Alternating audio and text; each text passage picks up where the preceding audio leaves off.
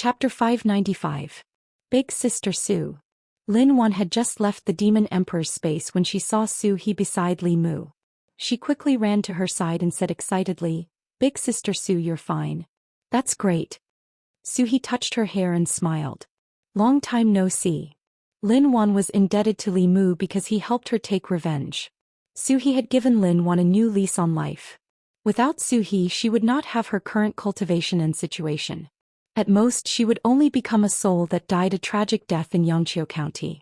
"This is Xiao Yu and this is Shangguan Li." Li Mu gave a simple introduction to Su He. Then he said, "This is not the place to talk. Let's go back to Fengdu City first." He had already obtained the Ghost Path Heavenly Book and met Su He. This was the biggest surprise of this trip. There was no need to stay in the land of the fallen gods. What he needed to do next was to help Su He control the ghost realm. Devil King had already been subdued by Li Mu. Feng Yi, King Qingguang and the others had also handed over their life souls. Out of the 5 major factions of the ghost realm, only 3 were left. When they came here, they were attacked by countless wandering souls. On the way back, they were surrounded by wandering souls. Feng Yi and the people of Soul Hall were dumbfounded. King Qingguang and the other ghosts recalled the experience of being controlled by Su He. They were terrified. At that time they were just like these wandering souls. They could not resist that woman's orders. Now that they thought about it, even if that woman told them to kill themselves, they probably would not have disobeyed. This was a kind of suppression that came from the depths of their souls. No matter how strong their minds were, they could not escape. As the group of people and countless wandering souls rushed out of the land of the fallen gods, Devil King looked at the empty treasury in Fengdu City. He wanted to cry, but no tears came out. That bastard had emptied his entire treasure pavilion, not leaving behind a single piece of spirit jade, a single strand of soul force, or even a single stalk of spirit medicine. At this moment he was extremely conflicted. He hoped that Li Mu would come back. That way he would have a chance to get back what originally belonged to him. The demonic path's white-clothed female corpse was extremely powerful. It was obvious that Li Mu was not her match. Even if he managed to escape from her grasp, he should be an arrow at the end of its flight. Thus he still had a chance. At the same time he also hoped that Li Mu would not return. After all, the might of that person's bow had truly intimidated the Rakshasa king. He had trained hard for more than 100 years to reach his current level of cultivation. A single arrow from the other party was enough to scatter his soul. Furthermore, his life spirit was still in the other party's hands. If he was not careful, his 100 years of cultivation would be destroyed by a single arrow. Just as Rakshasa King was feeling conflicted, an aura suddenly appeared outside Fengdu City. That was the aura of his life spirit. Thoughts ran through Luo King's mind. Li Mu must have been chased by the female corpse in white and fled here. Now that Li Mu was seriously injured and his mana was exhausted, Luo King had a chance to take back his life spirit and take revenge. At the thought of this, a murderous intent flashed in his eyes. His body shot up and rushed toward the entrance of Fengdu City. In Fengdu City, Li Mu, Su He, Shanghai Li and the others slowly walked in. As soon as they stepped through the city gates, a powerful aura rapidly approached them. From afar, Rakshasa King saw Li Mu and the respectful Soul Hall cultivators following behind him. Among them was even 7th Realm Elder Ming Yi. After being stunned for a moment, Rakshasa King withdrew his murderous intent and landed in front of Li Mu. He said respectfully, "Welcome back to the city, my lord." Li Mu had come to Fengdu City this time. Other than the Soul Hall cultivators, there were also the Ghost Realm cultivators he had subdued outside the land of the fallen gods, as well as the 6th Realm Ghost cultivators he had captured at the beginning. As the lord of Fengdu City, Rakshasa King was earnestly fulfilling his duty as a guide. As he invited Li Mu and the others back to the Ghost King Palace, he asked tentatively, "May I ask, my lord, where is that powerful demonic woman?" "She ran away." Li Mu said regretfully, "She also had a heavenly book. It's a pity that I didn't catch her." The heavenly books of the demonic Tao had always only been entered and not exited. They were the ones who robbed others, but no one robbed them. This was Li Mu's chance. Unfortunately, that old monster was too powerful and escaped too quickly. With Li Mu's current strength, he couldn't do anything to her. He ran away. The Rakshasa King's heart skipped a beat when he heard this. He had personally experienced how powerful that woman was. Although her cultivation level was only at the 7th realm, killing him was as easy as slaughtering a dog. Even Li Mu's terrifying archery skills had not been able to kill her, and he had been chased into the spatial storm by her. It had only been a short while, but the roles of the hunter and the hunted had been reversed. Not only that, Rakshasa King could tell at a glance that the people of the Hall of Souls had been subdued by Li Mu. He was curious and bewildered. What happened in the land of the fallen gods after they escaped? Only then did Rakshasa King realize that his escape might cause Li Mu's displeasure. He hurriedly explained, "My lord, please don't blame me. I'm really no match for that female corpse." Li Mu waved his hand and didn't intend to pursue the matter. Rakshasa King was finally relieved. A moment later, in the Ghost King Palace of Fengdu City, Li Mu called Ming Yi over and asked straightforwardly, "What's the method you mentioned last time that can prolong a cultivator's life?" Ming Yi shook his head and said, "I only know that there's such a method. Only the 3rd forefather and the 5th forefather know the specifics of the technique." Li Mu could tell that Ming Yi wasn't lying. With his identity and status in the devil path, he didn't seem to be qualified to know such a heaven-defying technique. After dismissing Ming Yi, Li Mu took out a page of the heavenly book. He couldn't sense the existence of the heavenly book in the hands of the woman in white. She must have put it away. Although Li Mu had temporarily forced her to retreat, he only had the ability to contend with her in the ghost realm. Without a large number of wandering souls to provide him with magic power, he could only shoot one arrow at most. One arrow from the sun-shooting bow couldn't kill her. If his magic power was exhausted, he would be in a dangerous situation. If his cultivation improved a little more and reached the level of the slovenly Daoist priest, this 5th forefather of the devil path wouldn't be much of a threat in his eyes. Li Mu was thinking about how to obtain the heavenly book in the hands of the woman in white. Shangguanli walked in from outside and asked Li Mu, "What's your relationship with Sister Su?" Li Mu said, "Didn't I say it before? Friends of life and death." Shangguanli snorted and said, "Your relationship doesn't seem like friends of life and death." Li Mu thought for a moment and said, "Let me tell you a story. Once upon a time there was a scholar called Ning Kaichen and a female ghost called Zhou Xian." After hearing Li Mu's story, Shangguanli suddenly understood and said angrily, "So this is what you mean by friends of life and death. When I go back, I'll tell His Majesty that you and a female ghost." She looked at Li Mu with an incomparably angry expression. "You have 2 wives, Xiao Bai and Wanwan, who are infatuated with you. In addition, you have His Majesty. You're still not satisfied. Is there anyone in this world more lecherous than you?" Little Rakshasa poked his head out of the hall and said, "Lords, my father asked me to guard outside. If you have any orders, you can call me at any time." Li Mu glanced at little Rakshasa. He had to marry a new bride every month. Of course, there were people or ghosts more lecherous than him in this world. Shangguanli understood Li Mu's gaze and looked at little Rakshasa. Her face darkened and she said angrily, "Scram, don't let me see you again." Chapter 596. Fengdu City, Ghost King Palace. When Li Mu took away Rakshasa King's life soul and asked him to do things, he was reluctant. But this time he suddenly became enthusiastic and arranged everything for Li Mu. He even asked his son to follow Li Mu and listen to his orders. Li Mu asked little Rakshasa King to call Rakshasa King and Feng Yi and said, "You two come with me to Laoshan City." Fengdu City was the first large city that cultivators would pass through after entering the ghost realm.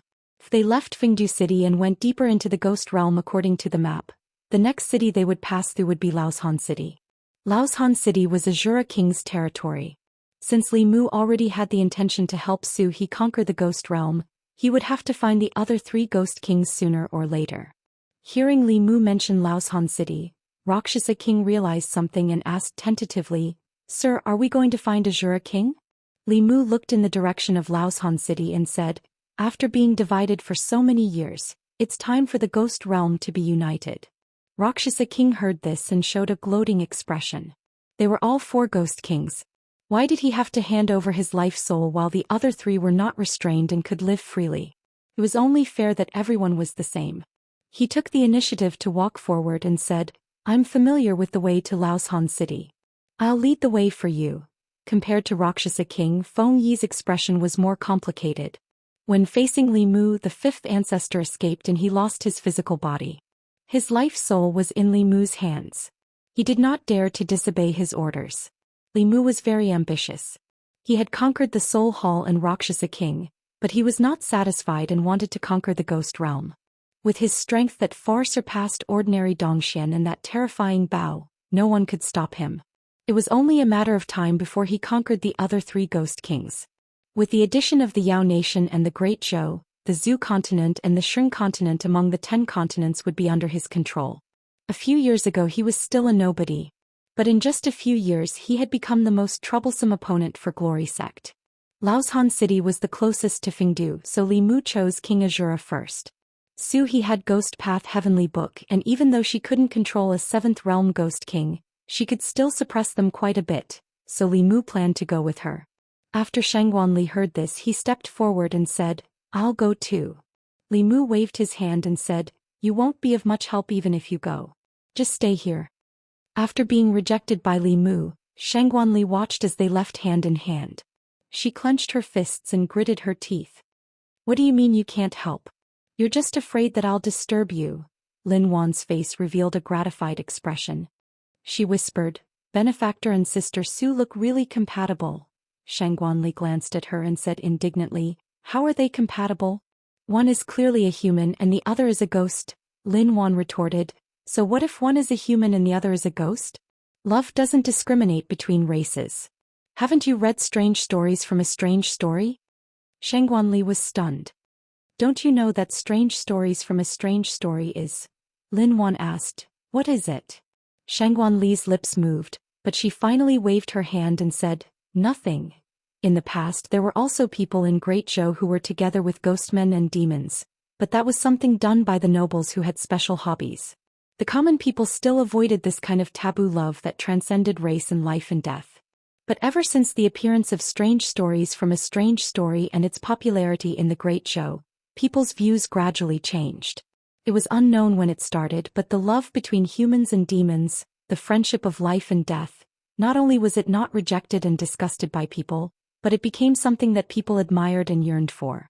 In the past few years, even some of the originally normal idioms had some more abnormal meanings. Shangguanli still remembered that when she was in school, friends of life and death were still used to describe friendship. Heroes of the grasslands were also not used to describe Zhou Xian. The oneness of man and nature had nothing to do with Dong Yong. But now, not to mention the above, she couldn't even look directly at words like running amok, pestering endlessly and taking advantage of the dragon's position. And the main culprit of all this was Li Mu. Shangguanli had reason to suspect that from that time, Li Mu had been preparing for today. He had an unclear relationship with that fox from the Yao Kingdom, and he also had a pair of snake demon sisters with bad intentions. Last time, after Xianxia went out with him, the way she looked at him when she came back was different from before. Now, in the ghost domain he also had a female ghost that he had a good relationship with. Didn't all of them match up? Li Mu was held by Su He, and Rakshasa Wang Ming followed behind them like an attendant. They walked unhurriedly through the fog of the ghost domain. When they first left Fengdu City, in fact, he could see that Shangguanli was not very happy. But she was already full of complaints about Li Mu. If he brought her, a third wheel, along, he was afraid that the journey would not be peaceful. Walking hand in hand in the fog, Su He suddenly said, "You and Miss Shangguan, are you also?" Li Mu knew what she was talking about and hurriedly explained, "Don't misunderstand, the two of us are innocent. Besides, Ali likes women." This was really a big misunderstanding. Li Mu and Shangguanli were rivals in love, not lovers. The difference of one word was 1,000 miles. She was still brooding over Li Mu snatching the Empress away. Su He glanced at him and said indifferently, "I'm just asking, why are you so nervous? In any case, there are already so many people in front of me, I don't mind having a few more behind me." Li Mu said helplessly, "How can there be so many?" Behind her, including Wanwan and Xiaobai, there were only 2 people. Su He asked, "Have you seen Yinshin after that?" Li Mu had almost forgotten about the 2 snakes and didn't know how their cultivation was. He nodded and said, "I have seen her. She is now cultivating in seclusion in the East Sea. When she comes out, I will bring her to find you." Mang Mountain City wasn't close to Fengdu, but the roads that connected the major cities of the Ghost Domain didn't have any danger and could be passed through without worry. Even if Li Mu and the rest didn't rush at full speed, they still arrived at Mang Mountain City in 2 hours. From afar, Li Mu saw a majestic city in the mountains. It was situated in the fog of the Ghost Domain. Luo Xiaoqing and Ming Yi didn't restrain their auras. When the four of them were about to reach the city gate, a light flashed outside Mang Mountain City. A huge array suddenly activated and enveloped the entire Mang Mountain City. An old man's figure stood in the array and looked at them. He said vigilantly, "Luosha, what are you and the people of Soul Hall doing here?" Luo Xiaoqing stood outside the array and said to the old man, "Old ghost, my lord wants to unify the ghost domain. Are you willing to work under him?" The old man had already seen Li Mu.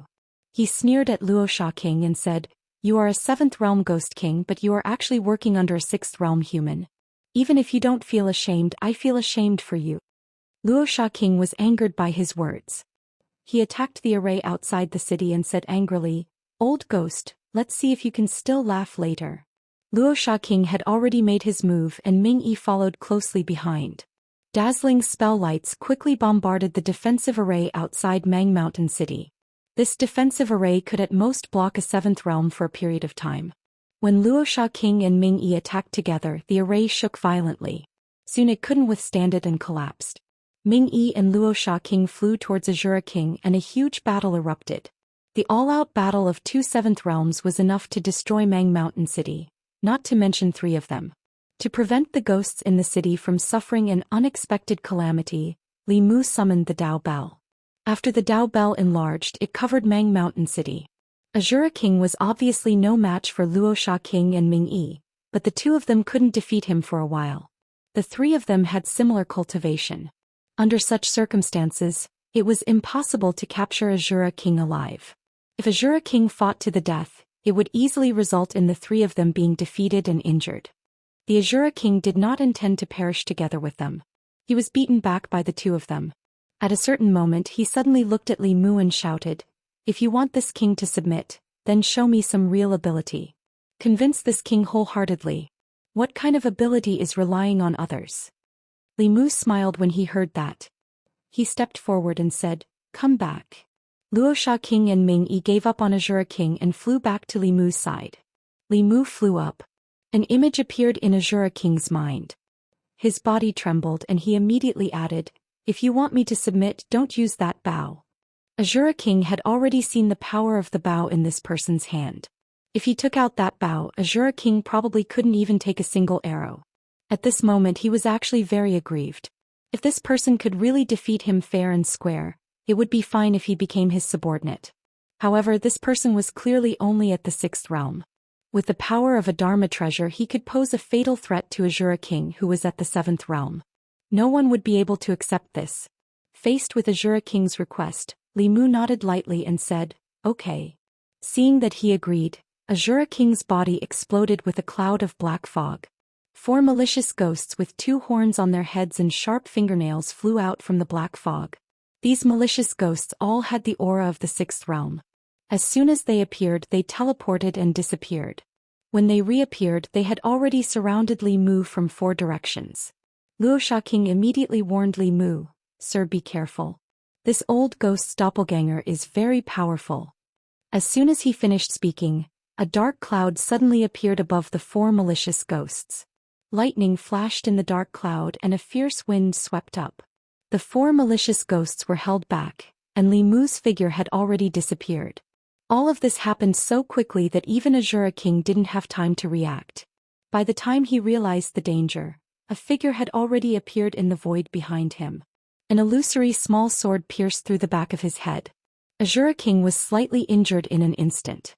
Then a cold light exploded from Li Mu's hand and pierced through his body. An arrow and a spear. Although the injuries to him weren't fatal, they reduced his strength by more than half. He only had 40% of his peak strength left. Seeing Li Mu's spear piercing towards his throat again, the Azura King's expression changed drastically. He immediately said, "Stop. I submit, I submit." Chapter 597. The Azura King finally understood that the person in front of him had more than one powerful magic treasure. Although the spear did not threaten him as much as the bow, it could still injure his soul. In addition, he had a small sword with a magical power that was very effective against souls. Ghost cultivators were already at a disadvantage when fighting against him. Although he might be able to hold on for a while longer if he used all his trump cards, he would suffer more than just light injuries. Since he was weaker than him, It was not a humiliation to work under him. After convincing himself, the Azura king straightened his chest and clasped his hands at Li Mu, saying, "Greetings, my lord." The Azura king's strength was on par with the Rakshasa king's. He was slightly weaker than Feng Yi and far weaker than the 5 patriarchs of the demonic way. They were both at the 7th realm, but the 5 patriarchs of the demonic way relied on their experience and magical powers to be several times stronger than these ordinary 7th realm cultivators. Li Mu had only gradually realized that the difference in strength between cultivators at the same level could be so great after seeing Blood River and the Woman in White. With the help of magic treasures and magical powers, the strength he could unleash was stronger than the Rakshasa king and the Azura king. It was inferior to the 5 patriarchs of the demonic way and also inferior to the Empress. He still had a long way to go before he could fight against Xuanzong head-on. The Azura king gave in so easily. The Rakshasa king's expression was somewhat disappointed. Back when he was under Li Mu, he had suffered a lot. He had no choice but to submit to him. The Azura king, this old fellow, was sensible enough to bow his head so quickly. He only suffered some light injuries which made the Rakshasa king feel a little unbalanced. He looked at the Azura king with resentment and said, "Hurry up and hand over your life spirit." The Azura king's expression changed slightly. Submitting was one thing, but handing over his life spirit meant that his life was completely under the control of the other party. He had cultivated bitterly for more than 100 years to achieve his current cultivation. He was not a slave. Li Mu waved his hand and said, "There's no need for a fate spirit. From now on, as long as you don't have any second thoughts and wholeheartedly work for the ghost realm, it will be fine." The Azura king was different from the Rakshasa king Ming Yi. Li Mu had no enmity with him, so there was no need for him to take his life spirit. Just like in the Demon Kingdom, he had the soul blood of the Blue Wolf King, but the 9 Heavens Snake King and the Flying Bear King were still free just like before. The Azura king heaved a sigh of relief and glared at the Rakshasa king. Although Luosha king was unhappy, he didn't dare to say anything since Li Mu had spoken. He took the initiative and said, "After leaving Laoshan City, the next destination is Yiksha King's Yiksha Kingdom. Sir, let me lead the way." After the Azura king also submitted, only the Yiksha king and the Yama king were left in the ghost realm. When Li Mu and the others arrived at the Yiksha kingdom, the Yiksha king's behavior was exactly the same as the Shura king's. However, unlike the Shura king, the Yiksha king didn't resist at all when he saw that the 2 ghost kings and the demon Dao elder had submitted to Li Mu. He directly chose to submit. Faced with such a lineup, he had no other choice. At this point, only the Yama king was left among the 4 ghost kings. This Yama king wasn't the Yama king under the Nether Ghost Lord, but the true overlord of the ghost realm. He controlled the most territory and even the soul hall was suppressed. In order to get his fate spirit back sooner, the Rakshasa king said to Li Mu after the Yiksha king submitted, "There's only the Yama king left. There's no need to trouble Sir to deal with him personally. Sir and Madam, please rest here for a while. I will bring him to you." The 3 ghost kings and Ming Yi already had 4 7th realm ghost kings. It was more than enough to deal with the Yama king. There was indeed no need to mobilize so many people. Thus, Li Mu and Su He stayed in the Yiksha kingdom, while the Rakshasa king and the other 3 went to the Yama king's Yama palace. It had been a long time since Li Mu and Su He had such a peaceful time together. Thinking back to when she was at the Bay of Clearwater, Li Mu would visit her every few days. Sometimes he would bring her a few books to relieve her boredom. Other times they would sit by the lake and eat hot pot together. In the Demon Emperor's space, there was a vegetable garden that Li Mu had cultivated. The 2 of them sat by the lake. The vegetables that had just been plucked from the garden were still wet. Li Mu put a few leaves into the pot and inadvertently turned his head. He saw that Su He was staring straight at him, her gaze somewhat absent-minded. Li Mu stretched out his hand and stroked a few strands of hair in front of her forehead. He smiled and asked, "What's wrong?" Su He smiled and said, "It's nothing. It's been a long time since we sat down and ate together like this." The last time the 2 of them sat facing each other and ate hot pot together, Li Mu was still a small bailiff who would come to the Bay of Clearwater to find her whenever he was in danger. After a few years he could already take charge of an area on his own. His subordinates were all 7th realm ghost kings that they couldn't even look up to before. Li Mu and Su He finished their hot pot, but the Rakshasa king and the others still hadn't returned. There wouldn't be any problem for the 4 of them to deal with the Yama king. Even if the Yama King fought with all his might, the battle would be over in a very short time. Moreover, the possibility of the Yama King fighting back against 4 Seventh Realm Ghost Kings was very small. Li Mu and Su He waited for several more hours but still didn't see them. This period of time was enough for them to go back and forth from the Xianxia Kingdom to the Yama Palace several times. Li Mu sensed that something was wrong. He held Su He's hand and said, "Let's go and take a look."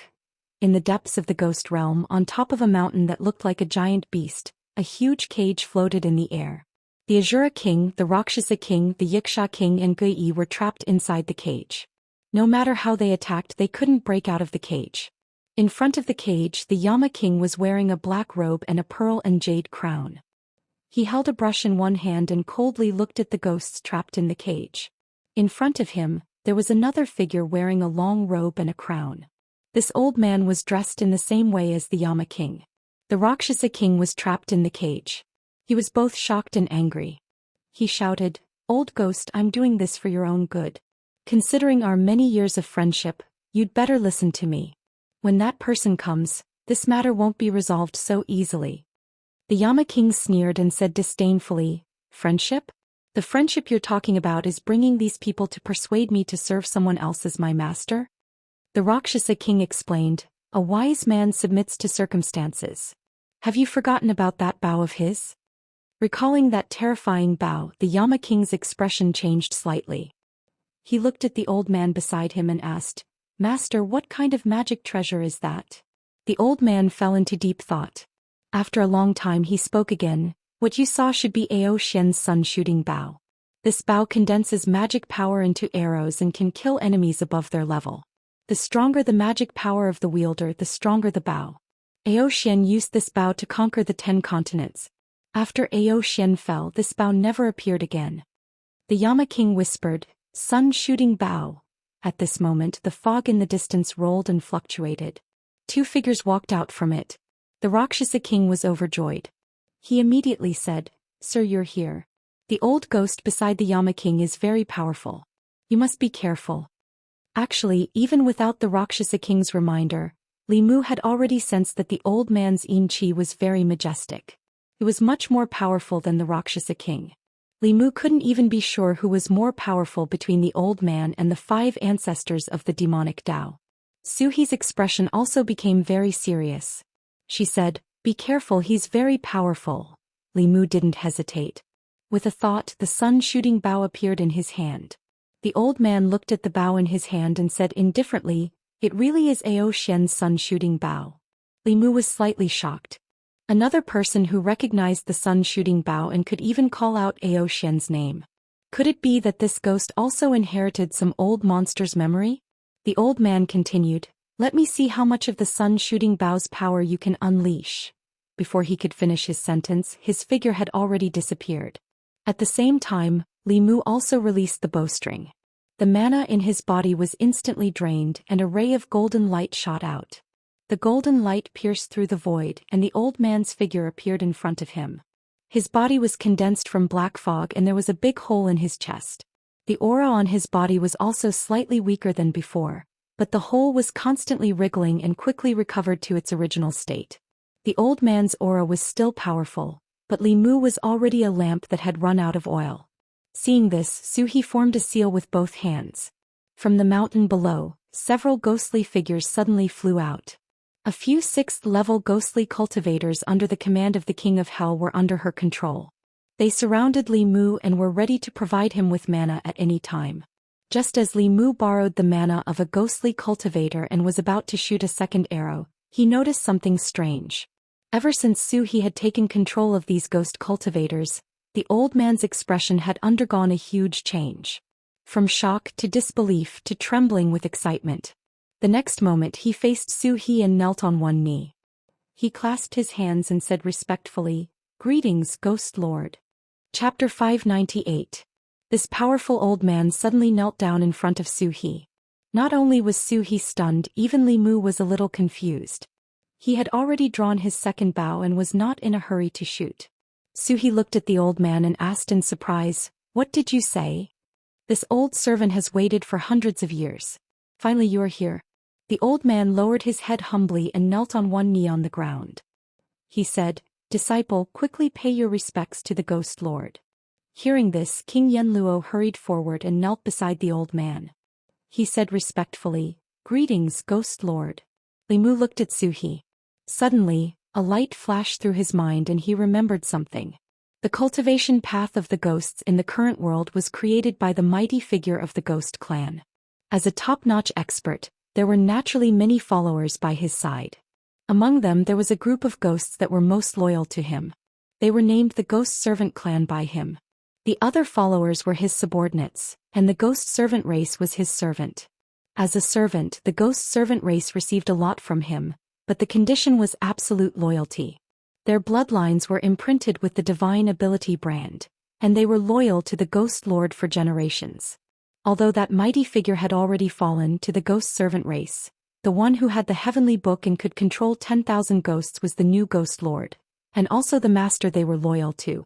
Suhi had the Heavenly Book and could control ghost cultivators. She was the master of the Ghost Servant race. This kind of servant was not like the Rakshasa king. Li Mu had used forceful methods to recruit subordinates. Their loyalty came from their bloodline and soul. They would never betray him. Li Mu whispered a few words to Suhi. Only then did Suhi recover from her shock. She said to the old man and King Yenluo, "Get up." "Thank you, Ghost Lord." The old man and King Yenluo got up. Suhi looked at the Rakshasa king and the others trapped in the cage and said, "Let them out." "Understood." The elder nodded in agreement. Then he waved his hand and the cage opened automatically. Luosha King and the other 4 demons flew out. This person's strength was unfathomable. If he had been by their side in the land of the fallen gods, it would have been difficult for the female corpse in white to escape. Although the first Ghost King had fallen a long time ago, he had left behind a huge inheritance for his successors. Any master of the Ghost Dao Heavenly Book could command the Ghost Servant clan. Yama Mountain inside the main hall at the highest point. Suhi sat on a huge stone chair in front of the hall. The old man and King Yama stood below and said respectfully, "Your servant has been waiting for you for 500 years. 500 years. Hearing that, Rakshasa King was shocked. He could not help but exclaim, "How can anyone live for so long?" The Azura King and Yiksha King were also shocked. Only Ming-Yi looked indifferent. He even looked at the 3 demons with disdain and said, "Frogs at the bottom of a well. 500 years is nothing. There are experts in this world who have lived for 5,000 years. When the old man recognized the sun-shooting bow and called out Zhou Xian's name, Li Mu knew that he was also an old monster who inherited his memories. He had at least 2,000 years of memories. Li Mu gave a simple explanation. Only then did the Rakshasa King understand. The Azura King was moved. He said in a low voice, "Why didn't I think of such a good idea? When my lifespan is about to end, I can use this method to pass on my memories. Wouldn't that make me immortal?" The Rakshasa King glanced at him and said indifferently, "Aren't you lying to yourself? When the time comes you'll still be dead. The new Azura King will just be another person who has your memories. Rather than letting an outsider occupy your Mount Mang city and sleep with your Dao companion, you might as well die and be done with it." The Azura King did not think much of it. He said, "I will erase his memories. When the time comes he will be me and I will be him." Ming-Yi looked at them again and said mercilessly, "Do you think you can pass on anyone's memories? If you want to pass on your memories you have to be at least at the 9th realm. Which one of you has this ability?" These words completely extinguished the Azura King's hope. Then they looked straight at the old man. Only 9th realm experts could pass on their memories. Didn't that mean that this old man had reached the heavenly demon realm before? Li Mu was not surprised. Thousands of years ago was different from now. Although 9th realm experts were rare, they were not non-existent. In comparison, it was the Ghost Lord's cultivation level that shocked and astonished Li Mu. Just what kind of powerful cultivator was qualified to have a level 9 servant? Li Mu cupped his hands and asked, "Senior, how should I address you?" The old man saw that this young man had a close relationship with the Ghost Lord. He said, "You can call me Ghost Servant." The strength of a ghost servant was not below that of the 5 patriarchs of the demonic way. Such an expert was willing to bow his head and be a servant for thousands of years.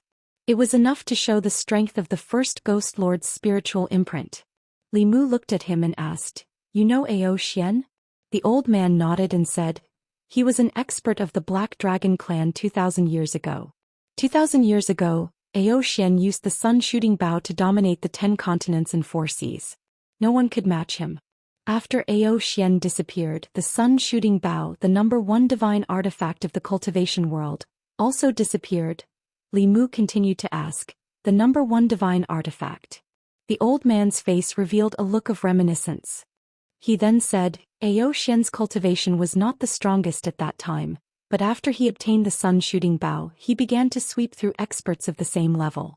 Even the only 9th realm heavenly demon of the continent at that time fell at his hands. From then on, the cultivation world recognized the sun-shooting bow as the number 1 divine artifact.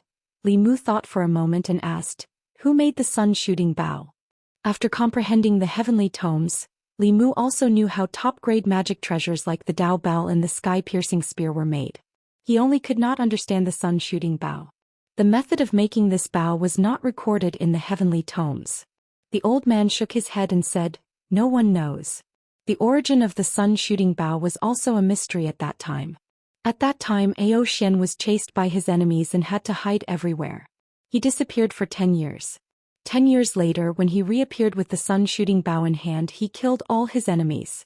From then on, no one dared to provoke him. The ghost servant with thousands of years of memories obviously knew much more than Li Mu. Even the Rakshasa king and the others were listening attentively. Feng Yi had been in the devil path for more than 100 years. These things were not a secret to him, but to the Rakshasa king and the other ghosts, many of the things the ghost servant said subverted their understanding. Li Mu pondered for a moment and finally asked, since even you have reincarnated for so many times, why didn't the former ghost lord do the same? The old man revealed a look of reverence and said, Master said that the one who reincarnated was no longer him. Instead of deceiving ourselves like those fellows of the devil path, it is better to follow the heavenly Tao and wait for the next fated person. Compared to the ancestors of the devil path, the ghost lord clearly had the demeanor of a powerhouse. Li Mu thought of something and asked, do you know why the devil path has been constantly searching for the heavenly tomes for 10,000 years? The old man was silent for a moment and slowly said, I don't know their specific purpose, but the devil path once chased after several ghost lords for the ghost Dao heavenly tomes. Li Mu looked at Feng Yi, who immediately said, I don't know either. I only know that the heavenly tomes may hide the secret of eternal life. As long as there is news about the heavenly tomes, we must report it to the 3rd ancestor. Chapter 599. Immortality. The Rakshasa king, Asura king and the other ghosts couldn't help but purse their lips. Including their lifespan when they were human, their lifespan was no more than 360 years. Even in these 180 years, they had spent most of their time in seclusion cultivation. As a cultivator, whether human, demon or ghost, who didn't want to live forever? Li Mu's expression was indifferent, but his heart wasn't calm either. The pursuit of immortality was driven by human instincts. Immortality was the ultimate goal that all cultivators pursued. If the complete 24 pages of the heavenly book contained the secret of immortality, Li Mu, who had 10 pages, was probably the closest person to this secret. Whether it was for the stability of the 10 continents or to pry into the secret of immortality, a real conflict would erupt between him and the demon sect sooner or later. At this time, the old ghost servant looked at Su He and respectfully said, Ghost Lord's cultivation isn't low, but it's far from enough. For thousands of years, the demon sect has been searching for the heavenly book. They already know that the heavenly book is in your hands and will definitely send more experts to the ghost realm to snatch it. You must raise your cultivation as soon as possible to have the power to resist the demon sect. The ghost servant's worries weren't without reason. Li Mu had already confirmed from Feng that the 3rd ancestor of the demonic path was indeed at the 8th realm. With his 10,000 years of experience, ordinary 8th realm experts might not be his match. Fortunately, the 3rd ancestor of the demonic path seemed to be unable to step into the Zhou continent for some reason. Otherwise, the demonic path would sweep through everything on the Zhou continent.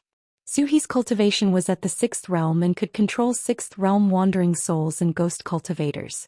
When she reached the 7th realm, those 7th realm wandering souls would also be under her control.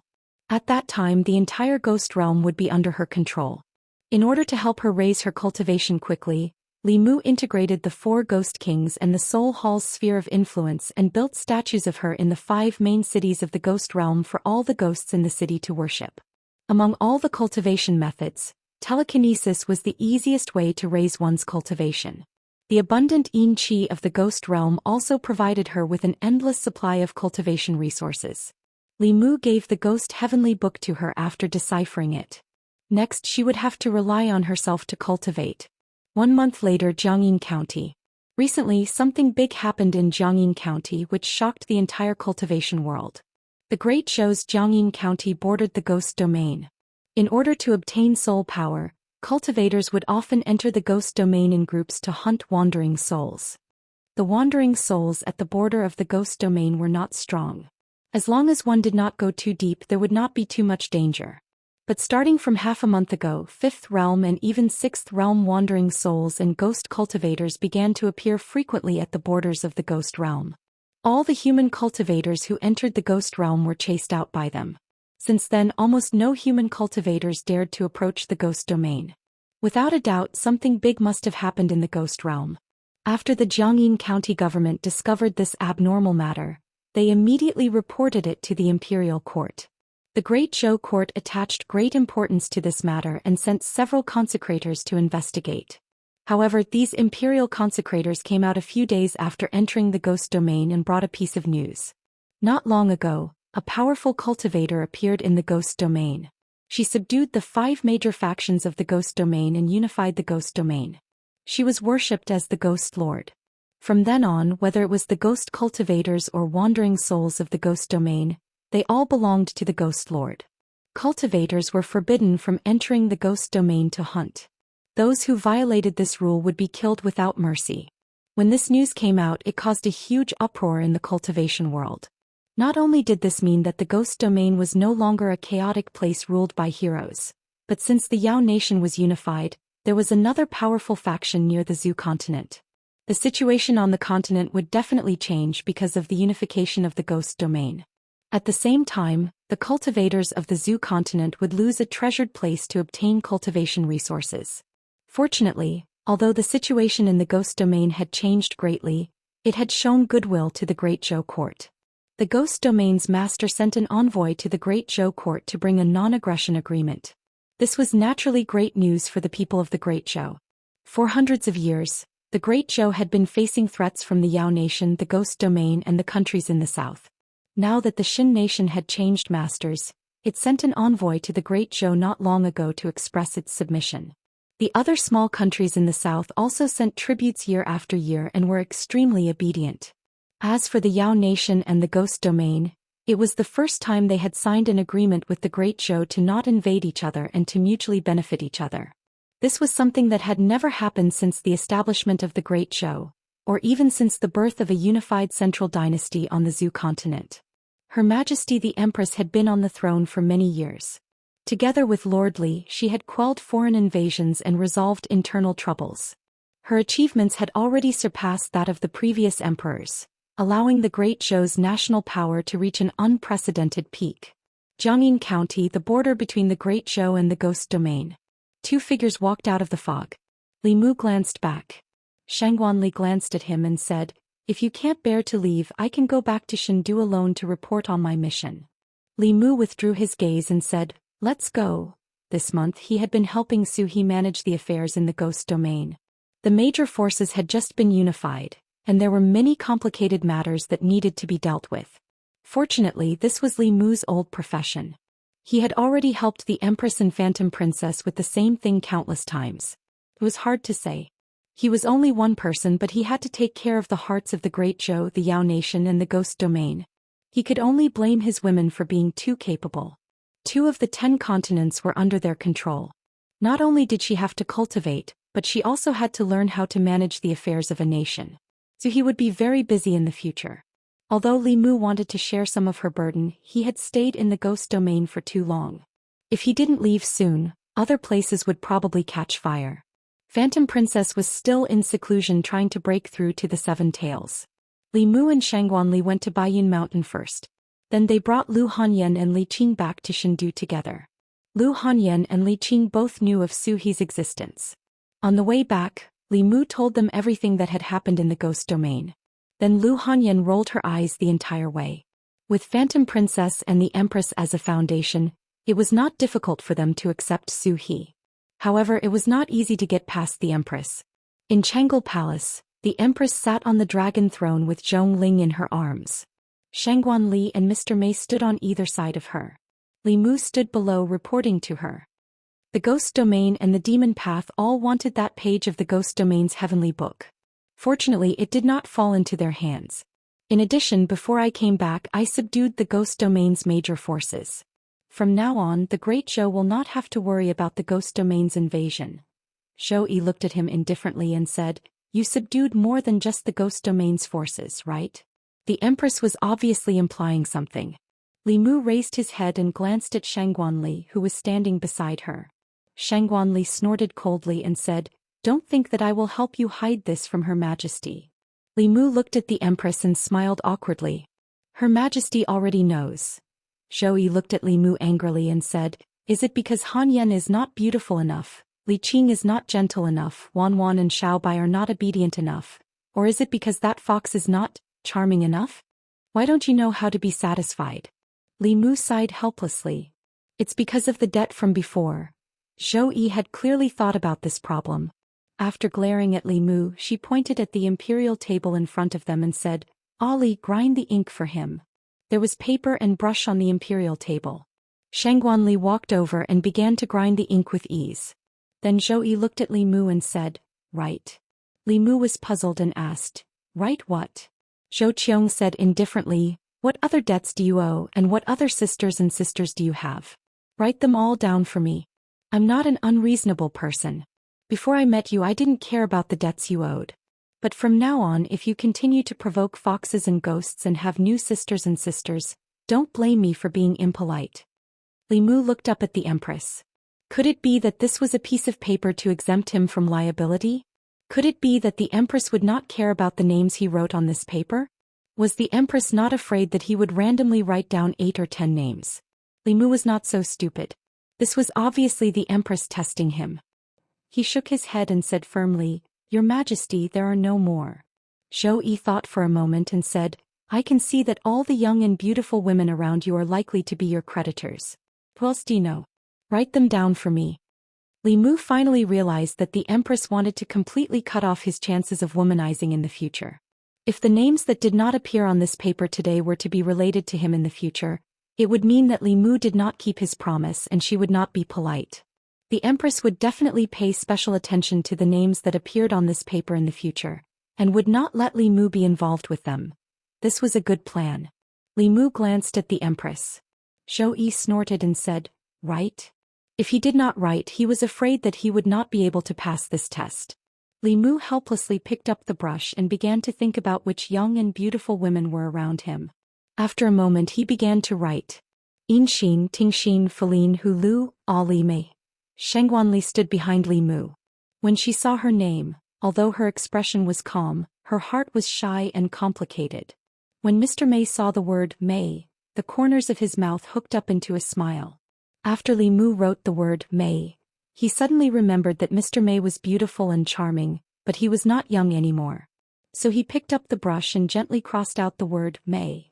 Then a murderous intent came from behind, making him shudder. Chapter 600. High up in the sky outside Chang'e Palace, the light of spells flickered. The cultivators with some cultivation in the divine capital all felt the ripples of Dharma power in the sky. They didn't know who was so bold as to fight openly in the divine capital. They didn't care about the cultivators of the Department of Worship and the Inner Guard at all. Inside Chang'e Palace, Zhou Yi held a piece of paper in her hand, her beautiful brows slightly furrowed. As a woman, she naturally wasn't willing to share favor with other women. Lu and Li, the two girls, had long been married to Li Mu. She was only a latecomer, she didn't have the qualifications to compete with the two of them. She had tried her best to guard against that fox from the Yao country, but she still wasn't able to guard against it. The other party was a step ahead of her. She could only blame herself for being too slow, she didn't have much to complain about. As for that person from the ghost realm, since Li Mu owed her a debt of affection in his early years, if she didn't let go, it would be unreasonable. But if after her he still frequently encountered new peach blossoms, that would be something that Zhou Yi couldn't tolerate. That was why she thought of this method to completely cut off Li Mu's thoughts of continuing to flirt with other women. There was no need to worry about the latecomers. In the future she only needed to be extra vigilant against the people written on the paper. Zhou Yi looked at the names on the paper, her gaze deep in thought. Yin Xen Ting Xen. Although those two little snakes hadn't seen each other for a long time, one of them didn't hide her feelings towards Li Mu. Although the other hid her feelings very well, she still couldn't hide it from her eyes. From Strange Stories from a Strange Story, and White Snake, these novels that Li Mu had written in his early years, it could be seen that he hadn't just been interested in a fox demon and a snake demon for a day or two. Now he already had a pair of fox demons, but he didn't have a single snake beauty. In a sense, Ting Xan was her teacher. Zhou Yi had long known that she had feelings for Li Mu. She took advantage of Ting Xian's absence to get him first. She always felt that she had let Ting Xian down. If she was still on guard against Ting Xian, wouldn't she be very much like the annoying female supporting characters in most novels? She was a queen, not a supporting female lead. She couldn't burn the bridge after crossing it. Let's put the beautiful snake sisters aside for now. Next is Ting Xian. There are many dragon girls in Li Mu's story, so I can't rule out the possibility that he has other thoughts about Ting Xian. Just in case, should I let Ting Xian go back to the South Sea? Zhou Yi glanced at Ting Xian, who was gnawing on a duck's neck in a corner of Chang'e Palace. She felt that she was too cruel. Although Ting Xian could eat a little, when Li Mu was not around, Ting Xian stayed by her side and listened to her orders at all times. Ting Xian even put down his dignity as a dragon and let her ride him out to enjoy the scenery. Even if he didn't contribute much, he still worked hard. Ting Xian only left the South Sea because she ran away from the marriage. If he let her go back just like that, wouldn't he be pushing her into the fire pit again? Zhou Qiang shook his head. In the end, he decided to stay and satisfy himself. As for Hu Lu, Zhou Yi wasn't worried. There was already a fox in the Thousand Fox country. Hu Lu and Huan Ji's relationship was like Wan Wan and Lu Hanyan. Hu Lu couldn't be considered her opponent at all. If it were her master, it would be more likely. Next was Ali. Although Ali was beautiful and young, she wouldn't like Li Mu. She wasn't interested in men. Zhou Yi didn't think that anything would happen between her and Li Mu. As for Mr. Mei, it was even more impossible. Her age plus a few years was old enough to be Li Mu's mother. Li Mu directly crossed out her name. In this way, it seemed that she didn't have any opponents. Zhou Yi felt a little happy. Then she put down the paper, rested her chin on one hand and asked, "Ali, do you think I'm too jealous?" "That's how it should be." Shang Wanli snorted softly and said, "He relies on his good looks and high cultivation to flirt everywhere.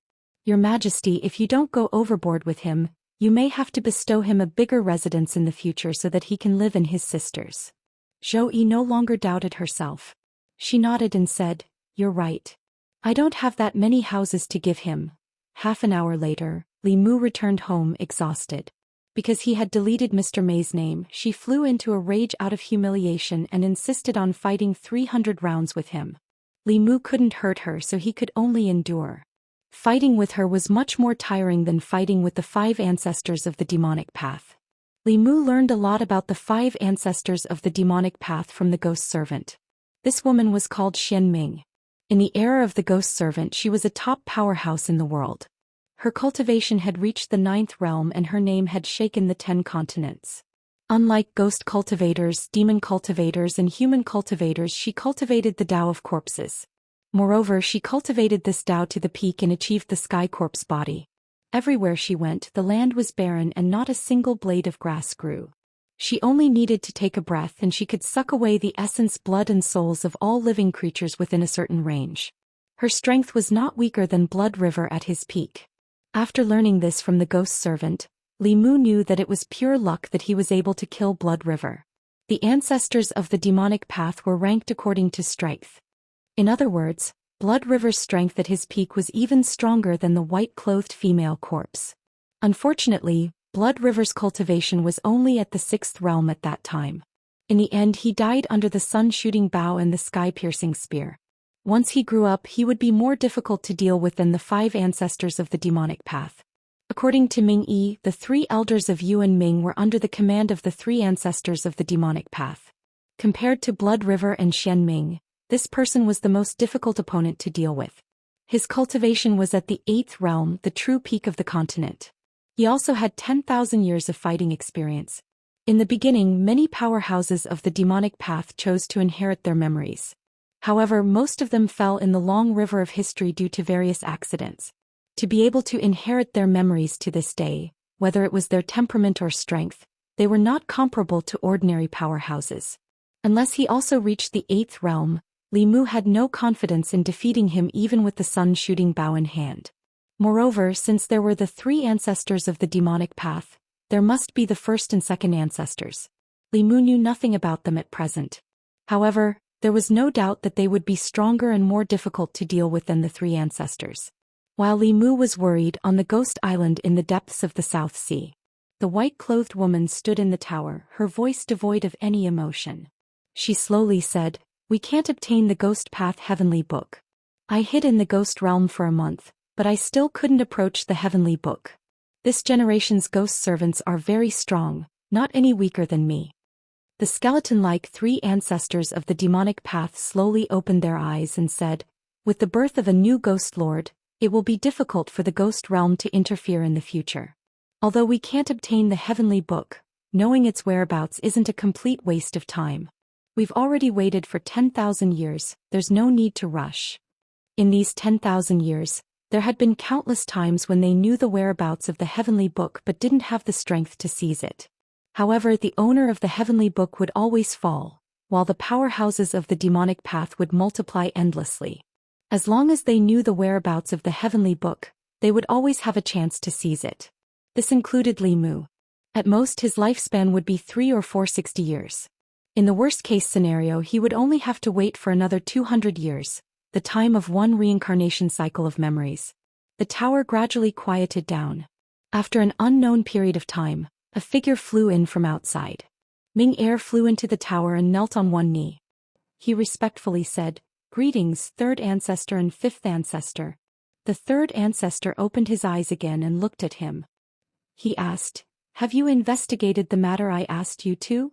Ming Er revealed an excited expression and said, "Reporting to 3rd ancestor, I've investigated it. This subordinate hid in the Yong capital and found an opportunity to search the soul of an important member of the Yong imperial family. I obtained an important piece of information. The Yong imperial family really does have a page of the Heavenly Book." Chapter 601. In recent days, Li Mu had a rare moment of free time.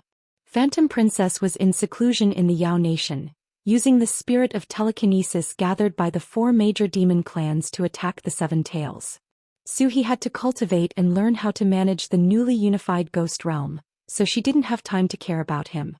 In the Divine Capital, he spent most of his time with his wife or riding Happy Heart, traveling around with the Empress. Occasionally, he would attend morning court and stroll around the consecration department.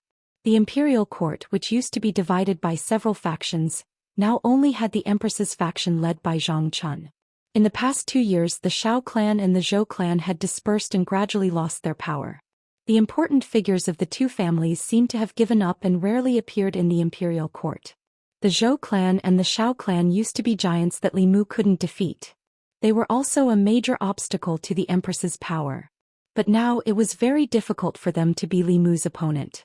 His opponent was Xuanzong, who was of the demonic path. They were the top factions of the continent's righteous and evil paths. Compared to these 2, the Shao clan and the Zhou clan were not worth mentioning. On this day, Li Mu sent Lu Hanyan and Li Qing back to Baiyun Mountain and took a look at the sect's situation. After leaving the Ghost Realm, he left a large amount of spirit jade and soul power in the sect to raise the cultivation of the low-level disciples. In just a few months, the Fulu school's overall strength had increased by a level. In terms of quantity and quality of low-level disciples, they were already catching up to Xuanzong at a fast speed. Then Li Mu made another trip to the Yao Nation. The 4 major demon clans had united, which was rare, and the entire Yao Nation was extremely cohesive. Large and small demon clans were incorporated into the Yao Nation. At the same time, the Yao Nation also issued laws. The previously chaotic Yao Nation was gradually becoming orderly. Phantom Princess had yet to come out of seclusion.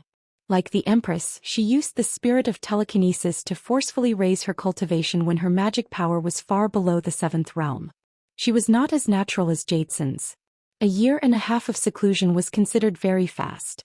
After returning to the God's capital, Li Mu wanted to take advantage of this rare opportunity to further his relationship with the Empress. However, a piece of news caught his attention. The demon path had suddenly invaded the state of Yong, and the state of Yong's envoy requested that the Great Zhou dispatch troops to reinforce the Yong imperial family. Li Mu had two impressions of the Yong kingdom. First, the small and sparsely populated Yong kingdom had condensed the will of the people. In less than a century, the citizens of the kingdom had condensed 3 strands of emperor's qi. Even the Great Zhou could not compare. Secondly, Li Mu's painting mantra had been swindled from a young envoy from the Yong kingdom. Great Zhou had no reason to refuse Yong's request for help. On one hand, Great Zhou bordered the southern kingdoms. Once Yong fell, the southeastern border of Great Zhou would face the threat of the demon path. Resisting the demon path and aiding Yong was a strategic necessity for Great Zhou. On the other hand, the relationship between the Great Zhou and the state of Yong was that of a suzerain state and a vassal state. Every year the state of Yong would pay tribute to the Great Zhou and the Great Zhou would protect them. Within the imperial study, the Empress had just received the Yong envoy. The envoy was a scholarly middle-aged man. He wore a scholar's robe and knelt in front of the palace, pleading, "I implore Great Zhou to dispatch troops and assist the state of Yong in repelling the demon path." In front of outsiders, Zhou Yi regained her majesty as the Empress and calmly said, "The state of Yong is a vassal state of Great Zhou. If the state of Yong is in trouble, Great Zhou will naturally not sit idly by." Saying this, she called out in a deep voice, "Li Mu." Li Mu walked to the front of the palace and cupped his hands. "The subject is here." Zhou Yi said, "I will leave the matter of assisting the state of Yong to you." Li Mu loudly said, "As you command." The Yong imperial family had 3 transcending realm experts. If even they couldn't resolve the problem, it would definitely be very thorny. The demon path would definitely have dispatched more than one 7th realm elder. There was also the possibility that some 10,000-year-old monster would personally take action. As such, there was no need to dispatch the Consecration Bureau, the Southern Army or the Eastern Army. Perhaps only the 4 deans of the great academies and the Empress would be of some use. The Empress couldn't possibly leave the divine capital to assist the state of Yong, and the deans of the 4 great academies had the responsibility of guarding the divine capital. Li Mu promptly made a decision and used a sound transmission artifact to contact Xianxia, asking him to invite the experts of the Southern Sect, Northern Sect and Danding Sect to Yong. Distant water couldn't quench a present thirst. These 3 sects were in the vicinity of Yong and could provide assistance as quickly as possible. Afterwards, Li Mu executed the earth-shrinking art and personally headed to Yong. With the Empress's status, she couldn't personally head there. In the imperial court, only he had the qualifications and strength to represent the Empress. Using the earth-shrinking art to travel was much faster than flying or riding artifacts. In less than 2 hours, a radiance flashed in the sky above Yong's capital. The space fluctuated and Li Mu's figure walked out. Just as he arrived at Yong's capital, Li Mu sensed several powerful auras. Somewhere in Yong's capital there were 6 7th realm auras. Li Mu was very familiar with 3 of them. They were the auras of orthodox Taoism. The other 3 were also 7th realm auras, but they were very weak. It was obvious that their injuries weren't light. Li Mu's figure disappeared. When he reappeared, he was already in a great hall within Yong's imperial palace. The 3 old men looked at him and smiled. "Martial nephew has arrived." Li Mu cupped his hands towards them and said, "Greetings, martial uncles." Other than Xuanzong, the 5 sects of Taoism were now as close as a family. After receiving Xianxia's message, the Southern Sect, Northern Sect and Pill Cauldron Sect each dispatched a grand elder, rushing to Yong immediately. After a simple greeting, Li Mu asked, "Where are the people of the Devil Dao?" An old man said, "After the 3 of us rushed over, we joined forces with the 3 Daoists from Yong and repelled them." Li Mu asked again, "Who came from the Devil Dao?" That old man said, 3 7th realm elders. One of them is very powerful. She could fight the 4 of us alone. "I didn't expect the Devil Dao to have such a terrifying expert," Li Mu asked. "Is it a white-clothed woman who is proficient in corpse arts?" The 3 were shocked at the same time. The Pill Cauldron Sect's Grand Elder asked, "Martial nephew knows this person?"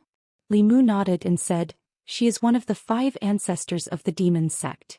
Her strength is unfathomable. I didn't expect her injuries to recover so quickly."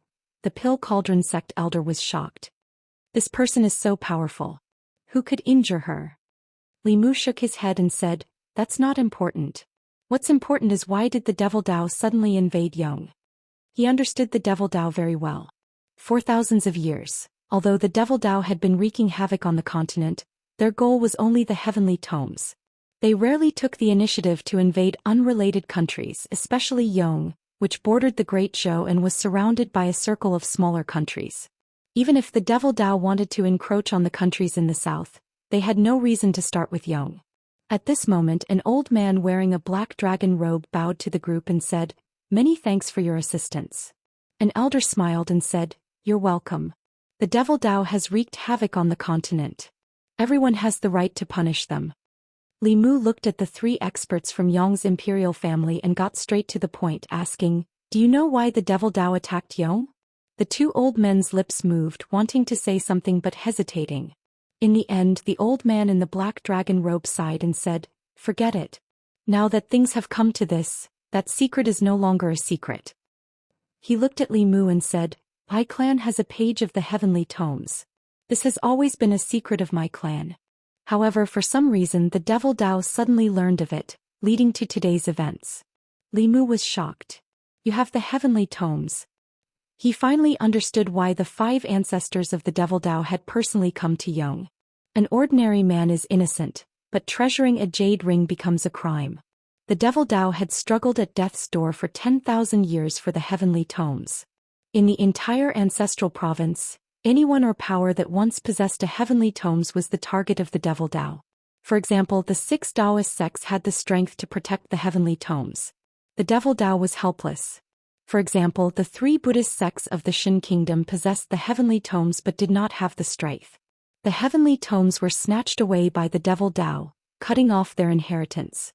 The Yong kingdom's heavenly tomes were hidden. It was fine if he secretly comprehended it, but once the Devil Dao learned of it, they would definitely come to snatch it away. Li Mu urgently asked, "Where is your heavenly tomes?" The old man shook his head and said, "It has already fallen into the hands of that woman." Although Li Mu felt that it was a pity, he was not surprised. None of those old monsters were easy to deal with. Even if the 3 Yong experts worked together, they would not be her match.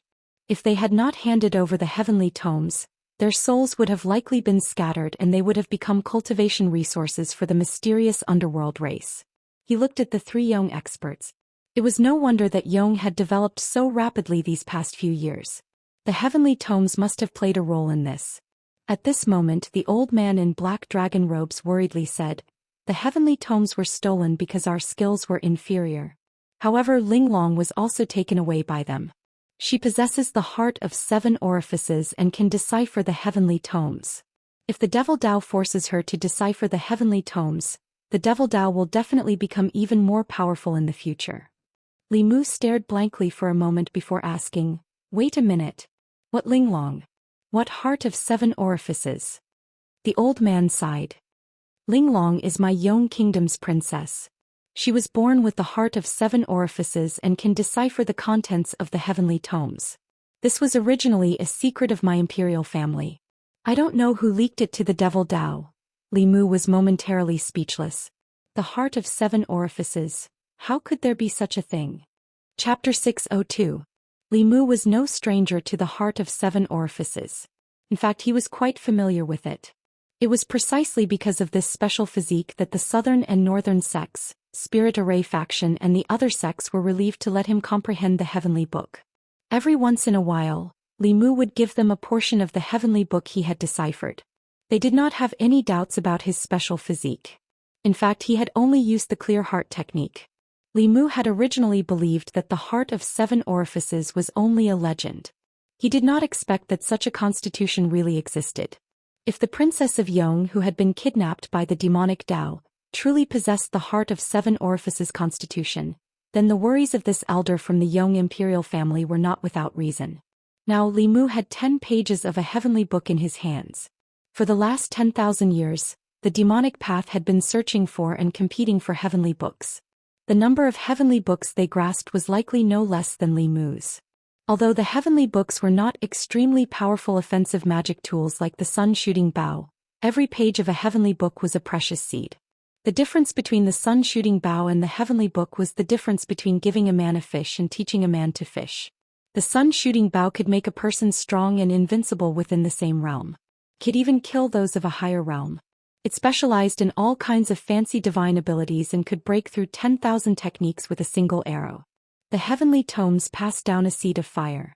It wouldn't be of much use in a short period of time, but it would only take 100 years to cultivate a powerful sect in a prosperous country. Compared to the 10,000 years of the demonic path, 100 years was too short. If the demonic path's heavenly tomes were completely deciphered, their strength would undergo a qualitative leap within 100 years. They would sweep away all the other sects and become the only overlord of the 10 continents. Right now, the demonic Dao's strength was not at its peak. Otherwise, even if they chased Li Mu to the ends of the world, they would think of a way to snatch the heavenly book from him instead of just bullying Yong. Hearing the news of the Yong kingdom's heavenly tomes, the 3 grand elders revealed expressions of understanding. The grand elder of the southern sect, Daoist priest, no wonder. For the past several thousand years, the demonic path has been on the verge of madness in order to obtain the heavenly tomes. Since the establishment of the 6 sects, the 6 sects have suffered large-scale attacks from the demonic path almost every 100 years. None of the 6 sects were fortunate enough to escape. If it weren't for the 6 sects' abundant resources, perhaps they would have long since met the same fate as the state of Yong. The heavenly tomes had been stolen, the princess had been kidnapped, and the secrets of the imperial family had been made known to outsiders. After the matter was resolved, the Yong imperial family immediately gathered their kinsmen and launched a thorough investigation. Very quickly, they found out that a prince of the imperial family who had reached the 6th level of cultivation did not respond to the summons. When the experts went to his mansion, they found that he was trapped in the mansion and could not go out. It was from this prince that they found out what had happened. A few days ago, a 7th realm elder of the demonic path had infiltrated the imperial residence. While he was unprepared, the elder captured him and searched his soul. As an important figure of the royal family, he knew all of the royal family's secrets. That one page of the Heavenly Sutra as well as the secret of the Princess 7 Orifice's mystical heart had been leaked to the demonic path. The fiend's speed was too fast and the 5 ancestors had personally taken action. Although Li Mu notified Xianxia at the first moment, he was still a step too late. That one page of the Heavenly Sutra had been stolen was not the most serious matter. The most serious matter was that Princess Linglong of Yong could decipher the Heavenly Sutra. Her significance to the demonic path was even more important than 1 or 2 pages of the Heavenly Sutra. Li Mu asked an elder of the Yong imperial family, "What is the content of that page of the Heavenly Sutra?" The elder replied, "This page of the Heavenly Sutra contains the Tao of painting, the Tao of music, the essentials of governing a country as well as some miscellaneous Taos." Li Mu breathed a sigh of relief and said, "I understand. Now that the demonic path has obtained the Heavenly Sutra, they will no longer make things difficult for Yong. We will think of a way to rescue Princess Linglong. All you need to do is wait patiently." The elder cupped his hands to Li Mu and said, "I will leave Linglong to you, Your Majesty." Princess Linglong had a special constitution and absolutely could not fall into the hands of the demonic path. However, it was unknown where she had been taken. After leaving Yong, Li Mu did not return to the divine capital. Instead, he went directly to the ghost domain. Of all the people he came into contact with, no one was more familiar with the demon sect than Ming Yi. Ming Yi had already handed over his fate soul and boarded Li Mu's pirate ship. Faced with Li Mu's question, Ming Yi had no choice. With a complicated tone, he said, "If she was taken away by the 5th ancestor, she should have gone to the Ghost Island." Li Mu asked, "Where is the Ghost Island?" Ming Yi replied, "The Ghost Island is located in the depths of the Southern Sea. It is one of the Sage Sect's 3 main altars and is personally guarded by the 3rd ancestor. The Ghost Island is indistinct and unpredictable. Without a medallion, it is impossible to find the Ghost Island." Li Mu glanced at him and asked, "Where is your medallion?" Ming Yi shook his head and said, "When you destroyed my physical body, that medallion was also destroyed." Li Mu sighed. It seemed that he would have to consider this matter at length. Without the medallion, he would not be able to find the Ghost Island, nor would he be able to rescue the Princess of Yong. Even if he obtained the medallion and sneaked into the Ghost Island, there was still an old monster of the 8th level. Not only would Li Mu not be able to save the princess, but he might even lose his life. At this moment Ming Yi struggled internally and suddenly said, "Actually, it is not impossible to sneak into the Ghost Island without being detected by the third ancestor." Li Mu immediately looked at him and said, "Speak." Since he had already become Li Mu's subordinate, Ming Yi simply changed his stance and said, "The third ancestor needs to avoid a calamity. Every month around the full moon, the third ancestor will sleep in a stone coffin. No matter what happens during these 3 days, he will not come out of seclusion. As long as that old monster of the 8th level did not make a move, Li Mu would have no problem escaping even if he could not defeat Xian Ming." Li Mu looked at Ming Yi with admiration and asked, "Besides the medallion, is there any other way to get to the Ghost Island?" Ming Yi nodded straightforwardly and said, "Although we cannot find the Ghost Island without the medallion, we can have the people of the Sage sect bring you in." Li Mu leaned back in his chair and said, "Continue." Ming Yi spoke faster and faster. In order to find suitable hosts for the ancestors and the cultivators of the Sage sect from thousands of years ago, the Sage sect will search for special constitutions suitable for their cultivation every year and bring them to the Ghost Island to cultivate. When their cultivation breaks through to the 6th level, their memories will be erased and replaced with the memories of the ancestors and the cultivators of the Sage sect. Therefore, as long as we spread the news of a special constitution that the Sage sect needs, there will naturally be emissaries from the Sage sect who will take the initiative to come.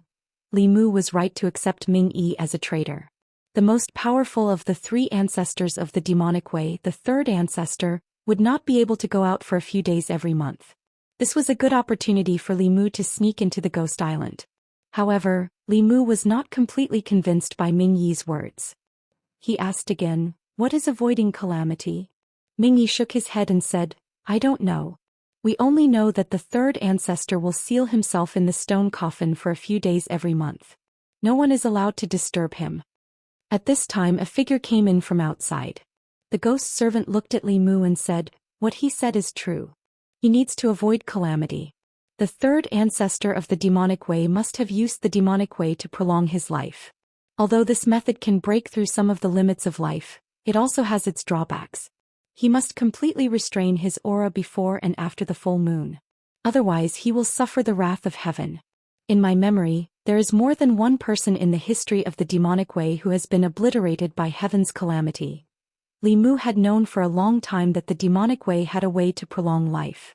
They could prolong a cultivator's life by 60 years on the basis of their current life.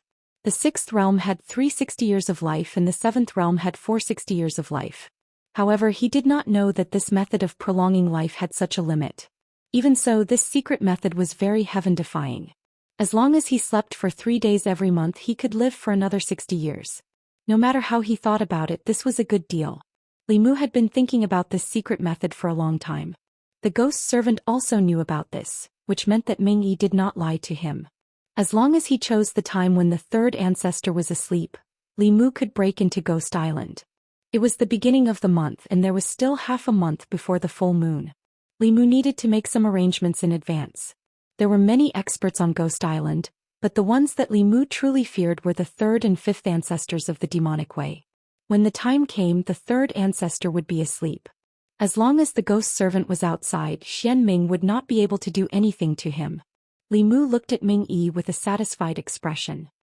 He threw a bottle of pills to Ming Yi and said, "This bottle of soul-nourishing pills is for you." Ming Yi took the pills and immediately cupped his hands and said, "Thank you, my lord." His injuries had not recovered yet. This bottle of soul-nourishing pills could save him several months of bitter cultivation.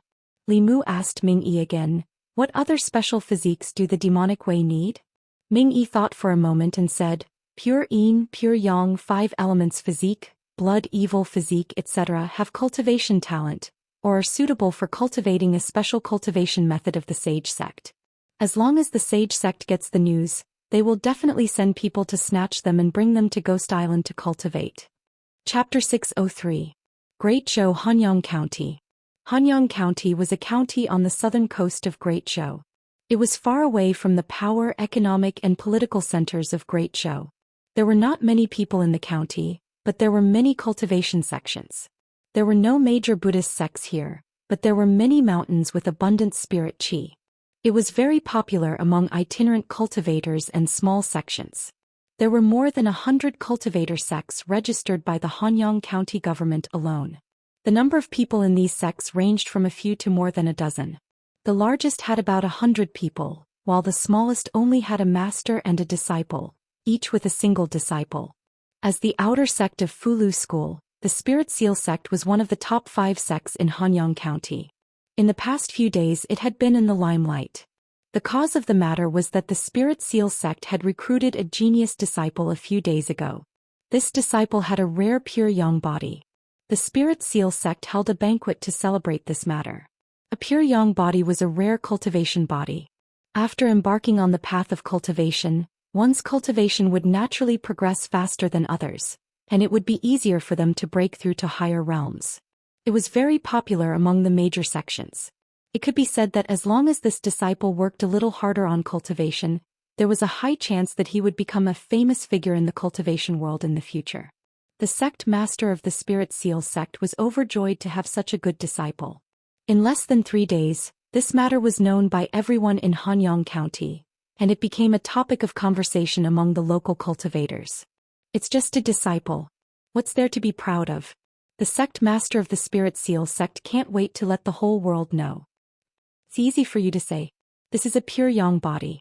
If I had a disciple with a pure yang body, I would be even more proud than the sect master of the Spirit Seal sect. The banquet would take at least half a month. Some people are born to cultivate. How enviable. The Spirit Seal sect is also lucky. The sect has a bright future. This kind of person will soon be recruited into the ancestral court of Fulu School. The status of the Spirit Seal sect will probably rise in the future. While the entire cultivation world of Hanyang County was discussing this matter, Li Mu waited silently in a room within the Spirit Seal sect. Yi had said that the closer one was to the south, the stronger the demonic path's influence would be and the more spies they would have. For thousands of years, the demonic path had never stopped searching for geniuses with special constitutions. After all, the memories of those demonic path powerhouses could be inherited. But one's cultivation talent depended on the host that inherited the memories. Even the cleverest housewife could not cook without rice. If he randomly found a person to accept the memories, even if he had the experience of these old monsters later on, if he did not have a high cultivation talent and was limited by his physical condition, his achievements would still not be too high. Therefore, the demonic path had extremely high requirements for the host that carried the memories of powerhouses. They would find many geniuses and gather them on the Ghost Island, providing them with unlimited cultivation resources. Only the most outstanding among them had the qualifications to carry the memories of powerhouses. A pure yang body was a special physique. Once they received news about it, the Devil Dao people would never let it go. Every time they found a special physique, they would receive generous rewards. Li Mu had already asked the head of the Spirit Seal sect to spread the news for several days. Hanyang County was filled with spies of the demonic path. This news would definitely reach the ears of the demonic path powerhouses. It was late at night. Li Mu sat cross-legged on the bed and silently closed his eyes to cultivate. After midnight, the candlelight in the room suddenly swayed. Streaks of black gas rushed in through the crack in the door. Finally, a black shadow with the outline of a human figure condensed in the room. 2 balls of red light flickered where the black shadow's eyes should be. After studying Li Mu for a while, they turned into black gas again and wrapped around Li Mu. Then they disappeared into thin air from the room. Outside the Spirit Seal sect, a young man was wrapped in black fog and was moving quickly in the night. He had already woken up from his cultivation and was extremely panicked. "Who are you? What do you want?" A gloomy voice came from the black fog. "Don't worry, I won't hurt you. I'm just taking you to a place." He injected a streak of black gas into the young man's body and the young man fainted. He took the young man all the way to the south and soon flew to the seaside. Then the black fog turned into a man in a black robe. He held the unconscious young man in one hand and took out a token from his waist with the other. His entire body turned into a stream of light and sped into the depths of the South Sea. What he did not know was that ever since he left the Spirit Seal sect, an old man had been following him and watching him silently. It was not until the sky was bright and the disciples of the Spirit Seal sect were preparing for the morning class that they realized that the new genius disciple of the sect master had not appeared.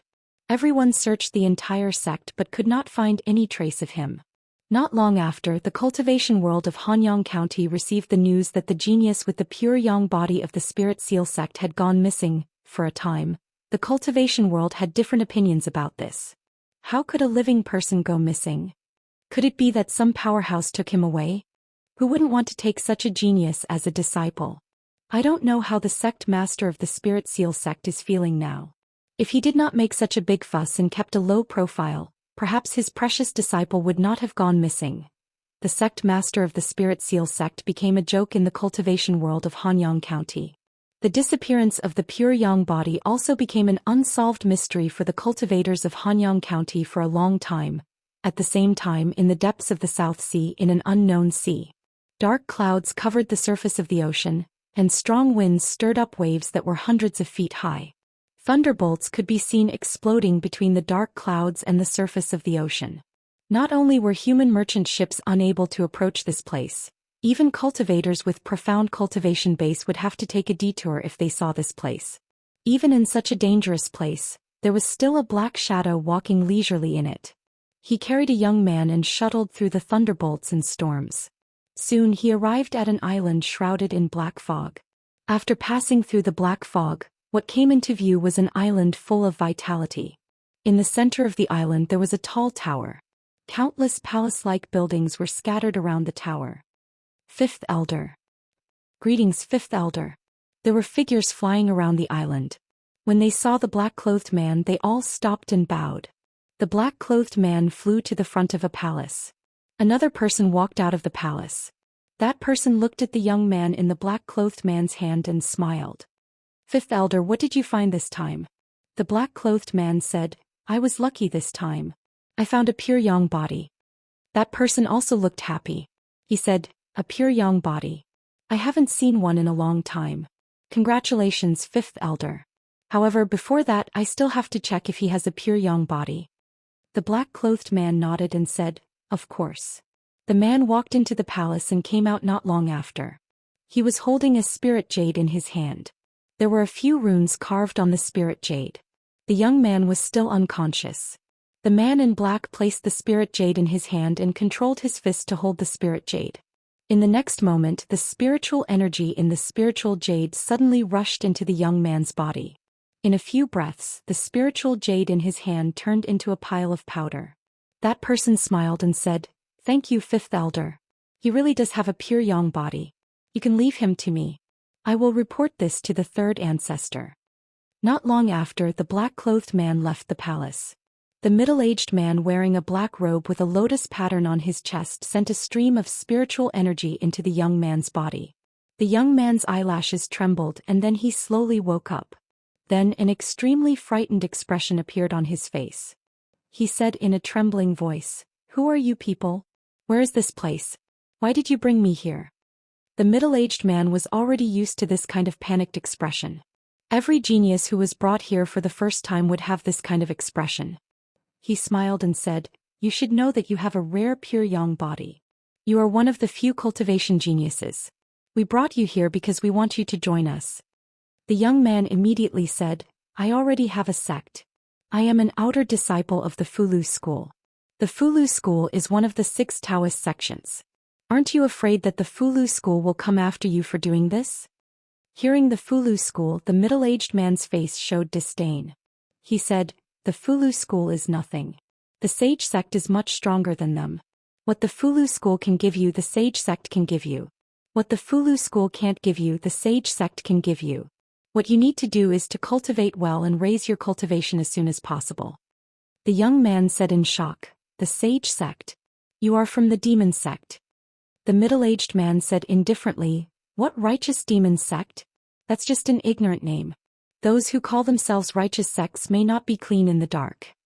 The young man seemed to be very repulsed by the demon sect. He said firmly, I will not join the demon sect even if I die. The middle-aged man was no longer surprised by his reaction. Countless people who had been brought here had said similar things, but it didn't take long before they changed their minds. He stretched out his right hand and a ball of flame appeared in his palm. The flame was gray and seemed to have no temperature, but one's soul could feel a deep chill. The middle-aged man looked at the gray flame and explained, "This is soul fire. It doesn't hurt the body but it can burn the soul. As long as this flame is sent into your body, you will feel the pain of your soul burning. I don't know how long you can last. 10 breaths, 10 minutes or 15 minutes. The young man hesitated for a moment and said, "This is a threat." The middle-aged man smiled and said, "This is a threat." The young man looked at him and took a deep breath.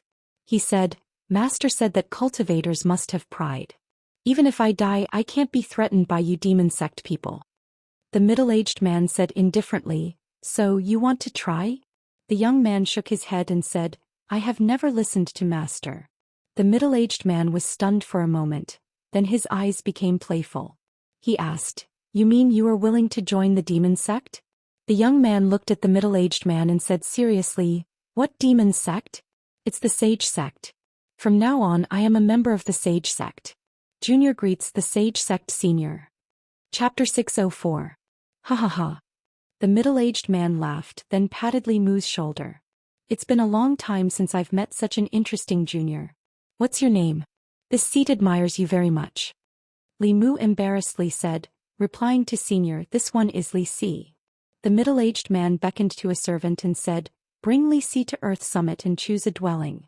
Li Mu followed the servant and left the main hall, flying towards a mountain peak in the distance. In order to not be discovered, Li Mu sealed the majority of his cultivation within his body. As one of the main altars of the demonic path, Ghost Island had countless experts. He did not dare to release his divine sense to explore. If he was discovered by some old monster, this operation could only be declared a failure. A moment later, Li Mu was brought to a mountain peak by the servant. This mountain was rich in spiritual qi. There were many palace-like buildings on the peak, and at the very front was a large square. Many people were sparring in the square, and when they saw someone flying over, they all looked over. Another newcomer. I wonder what sort of monster it is this time. Although his cultivation is only at the 4th realm, he's from Earth Summit. His cultivation talent must not be bad. It looks like we'll have another competitor in the future. It's not just one. A few days ago, the woman that Lord Fifth Ancestor personally brought back was actually living in First Hall.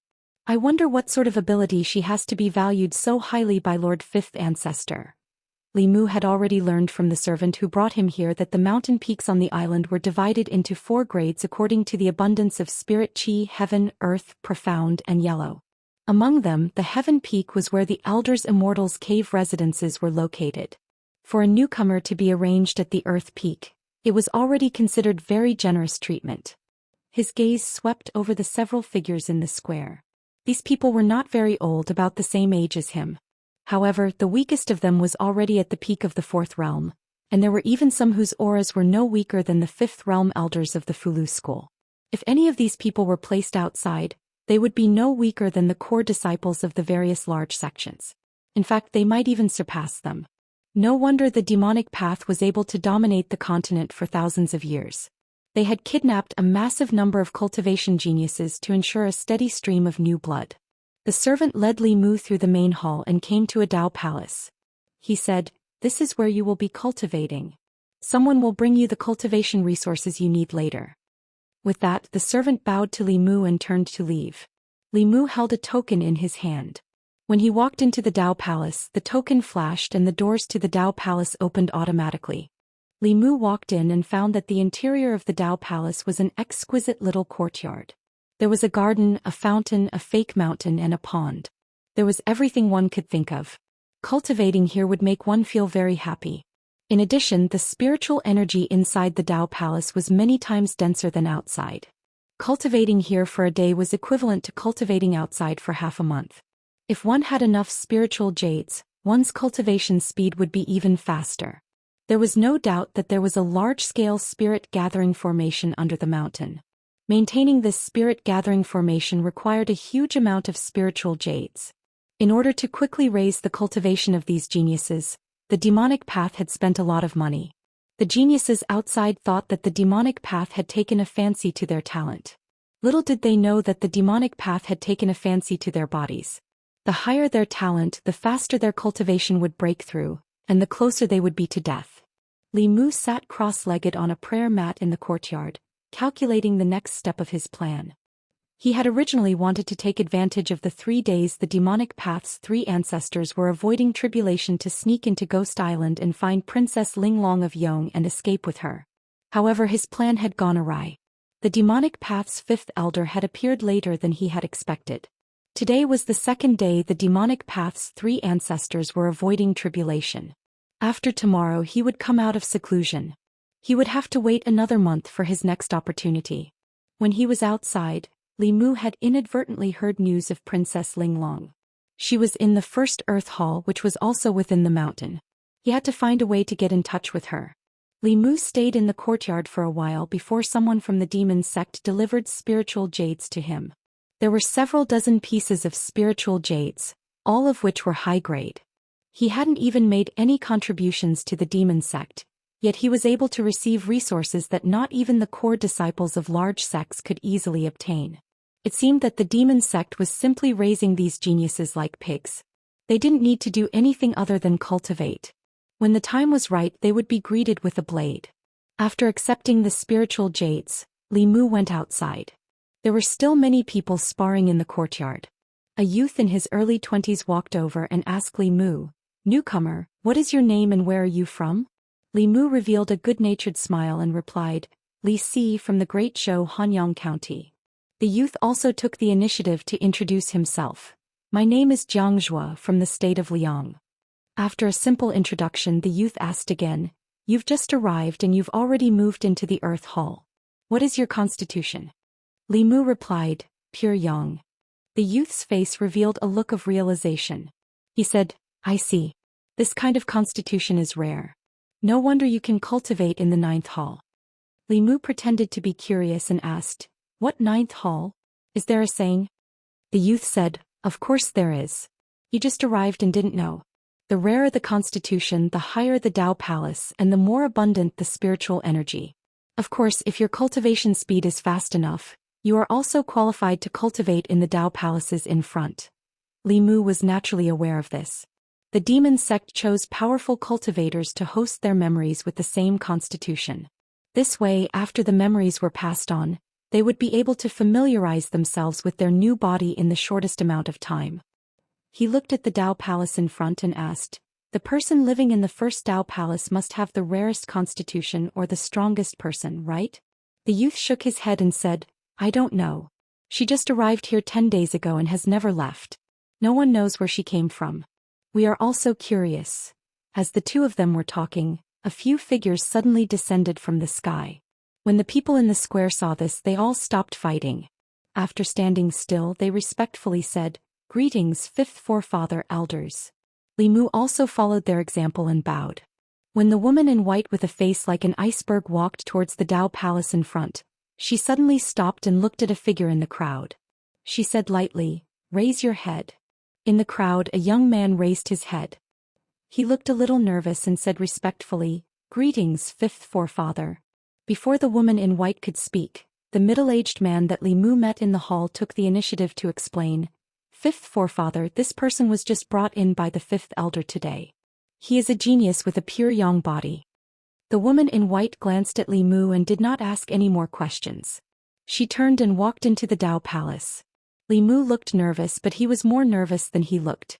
He used a secret technique from the heavenly book to seal his cultivation. Even his aura was changed.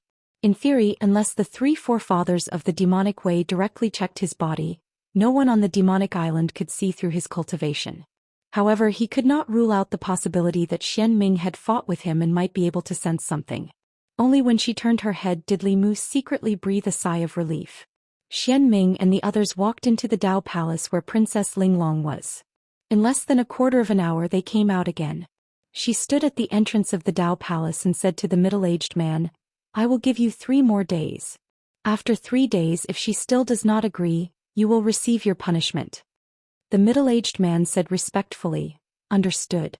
It was not until Xian Ming left that he showed a worried expression. At this time Li Mu came up and asked in a low voice, "Senior, who lives in there?" The middle-aged man looked at Li Mu and sighed, "If only everyone was as sensible as you." Li Mu could roughly guess that this elder of the demonic way was in charge of the newcomers who had just entered the sect. This included the examination of aptitude and persuasion of those who were stubborn and unwilling to submit. Li Mu continued to ask, "The people in there, are they unwilling to submit to the sage sect?" The middle-aged man breathed a sigh of relief and said, "It has been half a month. That woman's temper is really more stubborn than a stone." Li Mu thought for a moment and asked, "Senior, do you want me to persuade her?" The middle-aged man glanced at him. "You?" Li Mu said confidently, "I don't have any other skills, but when it comes to coaxing women, I have never been convinced by anyone. As long as it is a woman, no matter if it is a pure young girl or a passionate young woman, I have a way to deal with them." This pure young body was indeed different from the other newcomers he had seen. He was smart and sensible. Perhaps he could really solve this problem for him. The middle-aged man looked at Li Mu with bright eyes and said, "If you can make her submit to the sage sect, I will use my own resources to help you reach the fifth realm. Senior, you can rest assured that I will handle it." Li Mu smiled and walked towards Dao Palace No. 1 as he said, "Just wait for my good news." Chapter 605. After walking a few steps, Li Mu walked back and asked the middle-aged man, "Elder, what is the background of the woman inside? Only by knowing yourself and your enemy can you win 100 battles. Junior needs to understand her identity." The middle-aged man nodded and said, "She is the Princess of Yong. She has a special constitution that is of great use to the sage sect." A moment later, under the gaze of the elder, Li Mu strode into the palace at the very front with his head held high. The doors to the palace were tightly shut. Li Mu glanced back. The elder waved his sleeve and the doors slowly opened. Li Mu walked into the palace and looked back again. The elder hesitated for a moment, then waved his sleeve again and the heavy stone doors slowly closed. He patiently waited in the plaza. Regardless of whether Li Si planned to persuade her or sleep with her, as long as he could make her agree to work for the sage sect, he did not care about the process. After the stone doors closed, Li Mu gazed ahead. This was a courtyard that was even more spacious than the place where he cultivated. The decorations and furnishings within the courtyard were more abundant and exquisite. There was a pavilion in the middle of the courtyard with a carved stone table and a stone bench. A woman sat on the bench, her back facing Li Mu. As Li Mu approached her, he slowly said, "Miss, you are under someone else's roof. Why bother?" The woman did not even glance at Li Mu, coldly replying, "I will not wallow in the mire with the devil's sect. You don't need to waste your breath. Get out. This place does not welcome anyone." Li Mu coldly snorted and said, "Do you think you are still the Princess of Yong? Let me tell you, this is the sage sect's territory. If you are unwilling to submit to the sage sect, you will suffer in the future. Do you know what it feels like to have your soul burned?" As he spoke, Li Mu had already walked into the pavilion and placed a hand on the woman's shoulder. The woman's body trembled and her magic leaked out. She angrily said, "What are you doing? Don't touch me." However, in the next moment, her expression froze as a voice rang out in her mind. "Listen, I'm an official of the Great Show. This time, I'm here on the orders of the Empress of the Great Show to rescue you from Ghost Island. From now on, pretend that you don't know my identity. Don't reveal any flaws. I'll come find you again." As these words rang in her mind, Princess Linglong's beautiful eyes widened. Soon after, her face regained its coldness and said without fear, "Cut the crap. If you want to kill me, then kill me. If you want to torture me, then torture me." Li Mu revealed a gratified look. This Princess Linglong indeed had an exquisite heart. Although there were still some flaws in her acting, there were only the two of them here and no one else could see it. That demonic path elder was definitely paying attention to this place. Now was not the right time to explain everything to her. Li Mu took his hand off her shoulder and said, "I'll give you one more day to think about it. After one day, if you still don't submit to the holy sect, I'll let you have a taste of my means." With that, he strode out of the palace. In the plaza, the ninth elder asked him, "How is it?" Li Mu shook his head and said, "Dripping water can wear a stone. It's not the work of a day. Elder, don't worry. Within 3 days I'll definitely convince her to change her mind and have her wholeheartedly swear loyalty to the holy sect." As this matter concerned him, the ninth elder was not at ease. He continued to ask, "How do you plan on convincing her?" Li Mu replied, "First I'll use the hard approach, then I'll use the soft approach." The ninth elder pursued, "How do you plan on using the hard approach first, then the soft approach?" Li Mu thought for a moment, then said, Since she's not afraid of death, then we'll use her family to threaten her. Tell her that if she doesn't agree, we'll exterminate her young imperial family." The ninth elder revealed a disappointed expression. If this kind of threat was effective against her, would it even be your turn? Li Mu thought for a moment, then said, "Then I'll use the soft approach. I can use my male charms to seduce her. Once she falls in love with me, she'll be at my mercy. Naturally, she'll pledge allegiance to the holy sect with a single word from me." The ninth elder glanced at him and rudely said, "Who do you think you are to make a princess fall in love with you in 3 days?" Li Mu proudly said, "I have confidence in myself. If I use my full strength, I can easily capture the Empress of the Great Zhou, the Queen of 10,000 Demons, or even the Ghost Lord of the Ghost Realm, let alone a trifling princess of Yong." The ninth elder took a deep breath and said, "I hope you have the ability. I'll wait for your good news." The ninth elder was at his wits' end when it came to the Yong princess. The third ancestor had said that he couldn't use torture on her, or else he would destroy her 7 orifices exquisite heart. However, if he didn't use torture, he didn't have any good ideas. At this moment he could only try everything he could and place his hopes on the person in front of him. Although he was full of arrogant words, it couldn't be denied that he was handsome. Perhaps he really did have a glimmer of hope. As for his talk of capturing the Empress of the Great Zhou, the Queen of 10,000 Demons, and the Ghost Lord, the ninth elder only treated it as a joke. Who did he think he was? The continent's #1 Xiao by face, the Great Zhou's powerful minister, Li Mu? The ninth elder gave Li Mu 3 days to convince Princess Linglong. He also gave Li Mu a command medallion that could open the stone door to the Dao palace she resided in. Li Mu didn't appear to be in a rush. After sleeping peacefully for the night, he once again headed for Dao Palace #1. At this moment, Princess Linglong, who hadn't slept the entire night, was sitting in a pavilion within the Dao Palace's courtyard. She appeared somewhat haggard. Half a month ago, that white-clothed woman had descended upon the Yong kingdom. Her father, grandfather, and great-grandfather had all been defeated by her. Yong's heavenly tomes had been stolen, and she had been captured and brought here. She had been surrounded by demonic cultivators. She had tried to escape several times, but every time she had been captured before she could leave this mountain peak. It was absolutely impossible for her to pledge allegiance to the demonic cultivators and decipher the heavenly tomes for them. After running out of hope, she thought of committing suicide. As long as she died, the demonic cultivators would no longer be able to force her. However, just as she had made this decision in her despair, the Great Zhou official who had infiltrated this place gave her hope. Although the Great Zhou was the sovereign state of the Yong kingdom, Princess Linglong hadn't expected that the Great Zhou would actually send someone to infiltrate this place for her sake. After being here for half a month, she already knew that there were countless experts here. Not only was there that terrifying white-clothed woman, there were also 8th-level experts. Even if the Empress of the Great Zhou came here, she probably wouldn't be able to rescue her. Compared to having another person die in vain, she would much rather have that Great Zhou official never come here. Rumble. The stone doors of the Dao Palace slowly opened and then slowly closed. The young man who had been here yesterday once again appeared before her eyes. As Li Mu walked towards Princess Linglong, he asked, "A day has already passed. What's wrong? Have you thought it through?" Princess Linglong's voice was still cold. "Even if I die, I won't do anything for the demonic cultivators." Li Mu walked in front of her and shook his head. "You're such a beautiful young lady. It would be a pity if you died. Think about it again." As he spoke, he extended his hand towards Princess Linglong. Princess Linglong immediately understood and extended her small hand to hold Li Mu's hand. This way the two of them could directly transmit their voices through their bodies and not be heard by anyone else. Princess Linglong transmitted her voice with some uncertainty. "Sir, are you really an official of the Great Zhou?" Li Mu replied, "Other than the officials of the Great Zhou, who else would come to save you? I know everything that happened in the state of Yong. This time I've come to save you."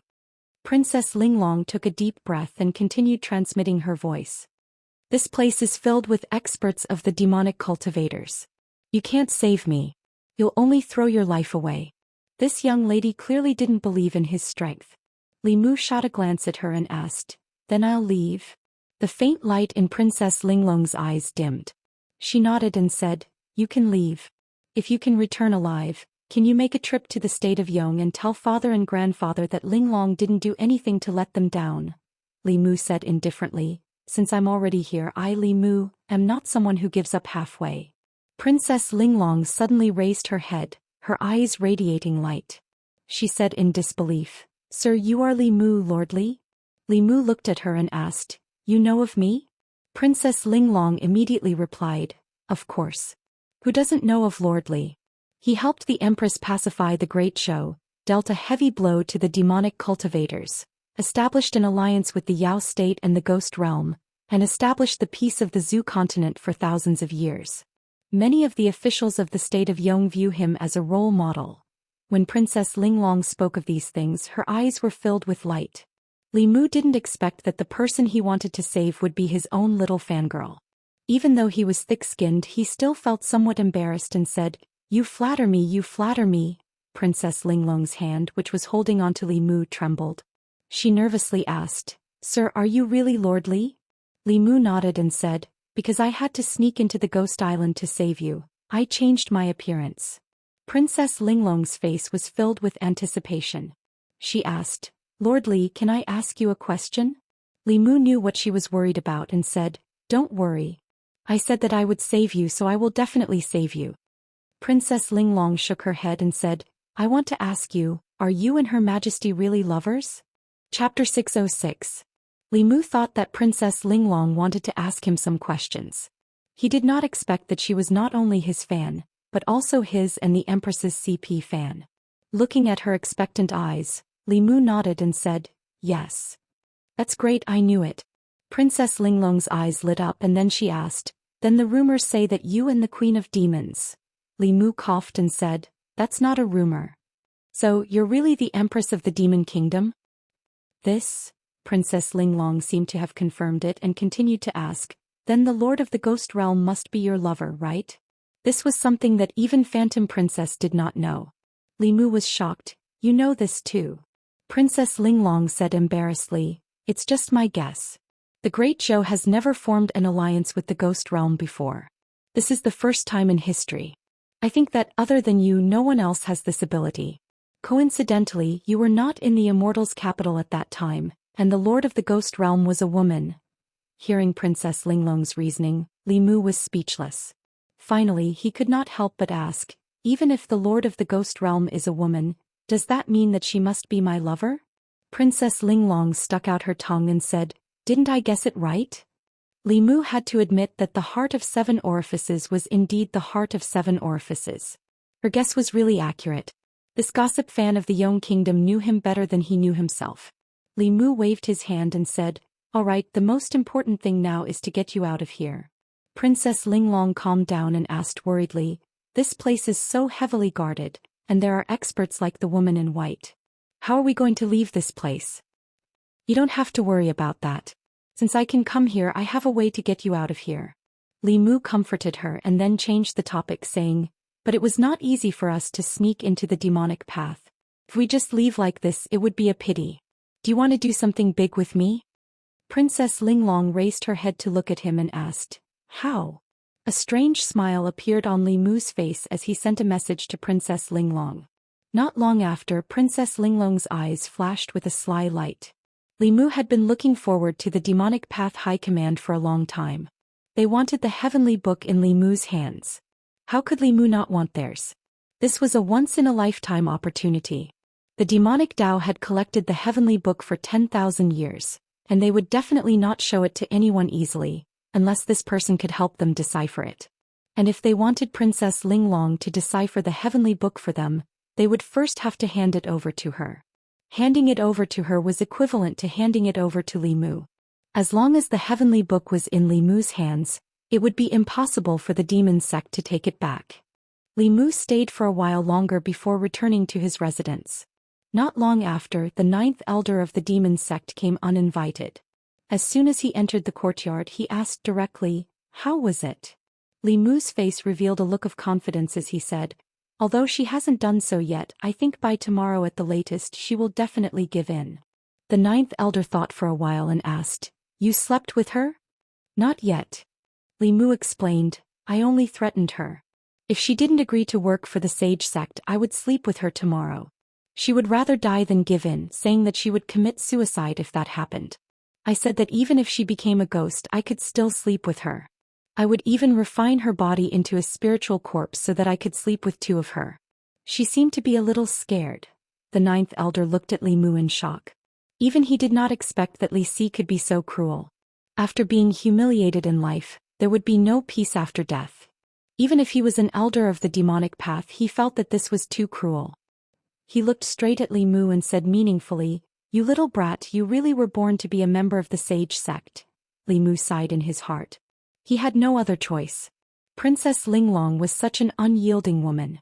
If he could persuade her with just a few words, the demon sect would definitely suspect that they were colluding. He could only try his best to pretend that he was a pervert to dispel their suspicions. For cultivators, the death of their physical body was not the end. Instead, it was the beginning of a great fear. Any cultivator could understand this fear. The next morning, the ninth elder came to Li Mu's courtyard again. His face was full of smiles as he said, "She has already agreed to work for the sage sect. You really are something." Li Mu said embarrassedly, "Thank you for the praise, ninth elder. You promised me." The ninth elder waved his sleeve and a bottle of pills flew over. Li Mu reached out and caught it. The ninth elder's face showed some pain as he said, "This bottle of pills was originally prepared by me to increase my mana. For you, I refined it again and diluted the medicinal power. Take one pill every day and use it carefully. If there are no accidents, you will be able to break through to the 5th level in a month." Li Mu pretended to be ecstatic and said, "Thank you, ninth elder." The ninth elder waved his hand and said, "Let's put the matter of the pills aside for now. Come with me." Li Mu asked, "Where to?" The ninth elder looked at him and smiled meaningfully. He said, "Princess Linglong has agreed to work for the sage sect. However, there is one condition. You must accompany her for a month." Li Mu heard this and his face changed. He immediately said, "Ninth elder, this can't be. This can't be. I said a lot of things to her yesterday. She will kill me." The ninth elder shook his head and said, "Don't worry. At most you will suffer a little. You won't die." Li Mu shook his head again and again. His voice was trembling. "Ninth elder, you can't do this. I have contributed to the sage sect. I have contributed to the sage sect." The ninth elder said helplessly, "This is the order of the 5th elder. No one can go against it. You should come with me." After saying this, he put his hand on Li Mu's shoulder. The two of them disappeared and reappeared in the square outside. In the square, Princess Linglong was already standing there. She held a long whip in her hand and stared at Li Mu. Her eyes were burning with humiliation. The ninth elder looked at Li Mu with pity and said, "You may suffer a little. Bear with it and it will be over. The sage sect will compensate you in the future." After saying that, he gently raised his hand and Li Mu flew towards Princess Linglong involuntarily. Whoosh! The long whip in Princess Linglong's hand was swung over without hesitation. A whip mark appeared on Li Mu's clothes. After that, she shook her hand slightly and the sky was filled with whip shadows. They all landed on Li Mu. On the Earth Peak, many of the demon sect's geniuses saw this scene and could not help but shiver. What's going on? Fighting is forbidden on the island. Why doesn't the ninth elder do anything? Where did this girl come from? How can she not follow the sect's rules? This girl is not to be trifled with. I must stay away from her in the future. Seeing that the new genius was being beaten up by this girl alone, none of the elders stepped forward. The rest of the people felt a chill in their hearts. They had already listed her as an existence not to be trifled with. Only a few elders knew the inside story. This kid looked handsome and elegant, but his thoughts were cruel and perverted. However, if he had not angered this girl, she would not have agreed to work for the sage sect so quickly. It had to be said that this pure young body was even more demonic than the demonic path. He was born to be a disciple of the sage sect.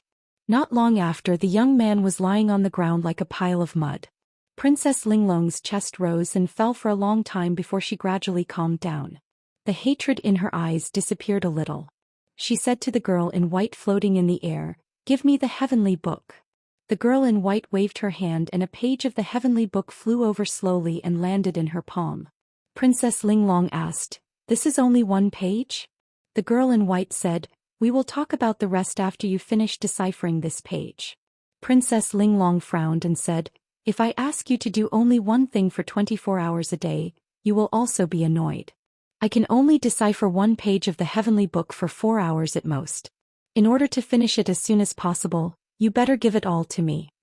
The girl in white did not agree. Princess Linglong said disdainfully, are you afraid that I will run away with the heavenly book? What a joke. This is your place. With you, a few 7th level cultivators and an 8th level cultivator, if I had the ability to escape from here, would I still be caught by you? The girl in white still did not say anything. Instead, 2 rays of light flew over from the tower in the center of the island. When the rays of light flew close, they turned into 2 pages and landed in Princess Linglong's palm. Since the 3rd Grandmaster had already decided, the girl in white did not say anything. She only looked at Princess Linglong and said, during the period of deciphering the heavenly book, if you have any requests, you can ask at any time. Princess Linglong said, I don't have any requests. Just don't bother me.